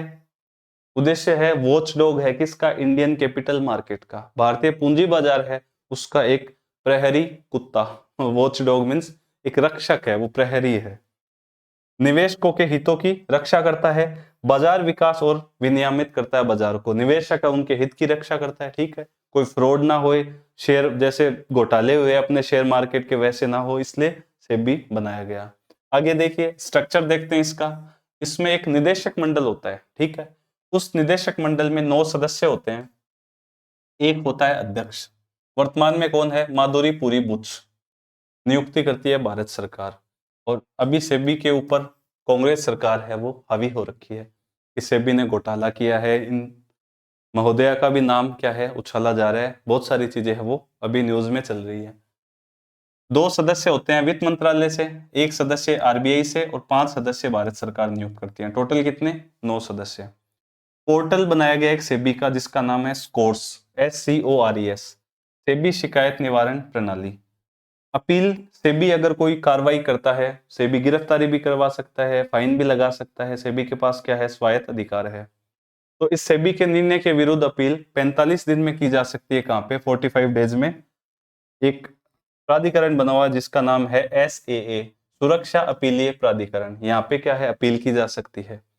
अब इस सुरक्षा अपीलीय प्राधिकरण के निर्णय के विरुद्ध अपील कहां की जा सकती है? सर्वोच्च न्यायालय, सुप्रीम कोर्ट में। कितने दिन में? 60 दिन में, ठीक है। उसके बाद 2-3 टर्म है सेबी से रिलेटेड। एक है इनसाइडर ट्रेडिंग, कई बार इसका नाम आता है। इनसाइडर ट्रेडिंग क्या होता है? कि कोई कंपनी है, उस कंपनी में जो अंदर के व्यक्ति है, अंदर के व्यक्ति जैसे कोई कंपनी के मैनेजमेंट में है, कोई प्रमोटर है, वो क्या है? अनुचित लाभ कमाने की कोशिश करता है। कैसे? उसको कंपनी की सारी सीक्रेट चीजें पता है, मीटिंग हो रही है उनमें सारे, तो वो या तो कंपनी के शेयर खरीद रहा है, बेच रहा है अनुचित तरीके से, बाहर ऐसा माहौल बना रहा है, बाहर जाके गुप्त जानकारियां कंपनी की दे रहा है शेयर मार्केट में, उससे कंपनी की छवि को नुकसान पहुंचा रहा है, या फिर वो अनुचित लाभ कमा रहा है उस गुप्त सूचनाओं की, उसको बोला जाता है इनसाइडर ट्रेडिंग। यानी अंदर कोई ऐसा व्यक्ति है वो ऐसे गुप्त सूचनाएं लीक कर रहा है। कंपनी एक्ट 2013 के तहत इनसाइडर ट्रेडिंग क्या है, एक अपराध है और सेबी इस चीज की भी जांच करता है, ठीक है। उसके बाद है T3 settlement. T+3 means transaction के 3 दिन बाद में सेटलमेंट करो। प्राथमिक बाजार का है ये। आईपीओ या एफपीओ जब लिया जाता है तो क्लोजिंग डेट के 3 दिन के अंदर किसी स्टॉक एक्सचेंज में लिस्टेड करा लो, नहीं तो लेन देन नहीं, 3 दिन के अंदर। T2 मीन्स T+2 2 दिन में। ये सेकेंडरी मार्केट का है। इक्विटी के लेन देन आने वाले 2 दिन में निपटान है वो ट्रांजेक्शन का कर लो, ठीक है। ये T3 और T2 सेटलमेंट है, ये भी सेबी से रिलेटेड है। तो ये हमारी क्लास है वो स्टॉक एक्सचेंज शेयर बाजार की हो चुकी है। मेरी आपसे यही रिक्वेस्ट रहेगी, ये क्लास जब देखो आप तो ये टर्म्स है ना, इनको बस समझते रहना, ताकि न्यूज़पेपर वगैरह में या कोई करंट इश्यू पढ़ो तो ये आपके काम आ जाए। बाकी जो काम की चीजें हैं, स्टॉक एक्सचेंज स्थापना वगैरह पूछते हैं, या फिर जो आपके शेयर वगैरह है वहां से पूछ सकते हैं। अब लास्ट ईयर से देखो बैंकिंग में ज्यादातर सवाल पूछते हैं मुद्रास्फीति के नियंत्रण के उपाय, आरबीआई, क्वांटिटेटिव और क्वालिटेटिव, वहां से बैंकिंग वाले सवाल पूछे जाते हैं। और इधर देखोगे आप स्टॉक एक्सचेंज से तो स्थापना या सेबी के बारे में पूछ लिया। इतना डीप में गया नहीं है, फिर भी मैंने कोशिश की है कि हमारा सिलेबस है वो कंप्लीट रहे, ताकि आपको कहीं पे दिक्कत ना आए। तो बैंकिंग हो गया हमारा, ये स्टॉक एक्सचेंज, ये 2 बड़े चैप्टर है, ये हो गए। अब हमारा एक तो गरीबी है जो बेरोजगारी है वो बचा है, एक आपके जो अकाउंटिंग वाला वो है थोड़ा सा चैप्टर, एक आपके वो ई कॉमर्स वाला चैप्टर बचा है। और फिर एक क्लास लेंगे जिसमें क्या कि इकोनॉमिक्स के जो करंट है आपके बजट इकोनॉमिक सर्वे सेंट्रल का, उससे रिलेटेड जो सारे सवाल बन सकते हैं। जैसे लास्ट ईयर 2 सवाल आए, ऑटोमोबाइल इंडस्ट्री का ट्रेंड और एक फार्मा का पूछा, तो उस टाइप के सवाल है वो भी हम करने का प्रयास करेंगे, ताकि हमारे जो सवाल है वो मैक्सिमम सवाल, 1-2 सवाल तो ऐसे हो सकता है कि कोई फैक्ट कुछ ऐसा आ जाए, तो हम फिर भी 5-6 सवाल है वो यहाँ से करने की पूरी कोशिश करेंगे। Thank you.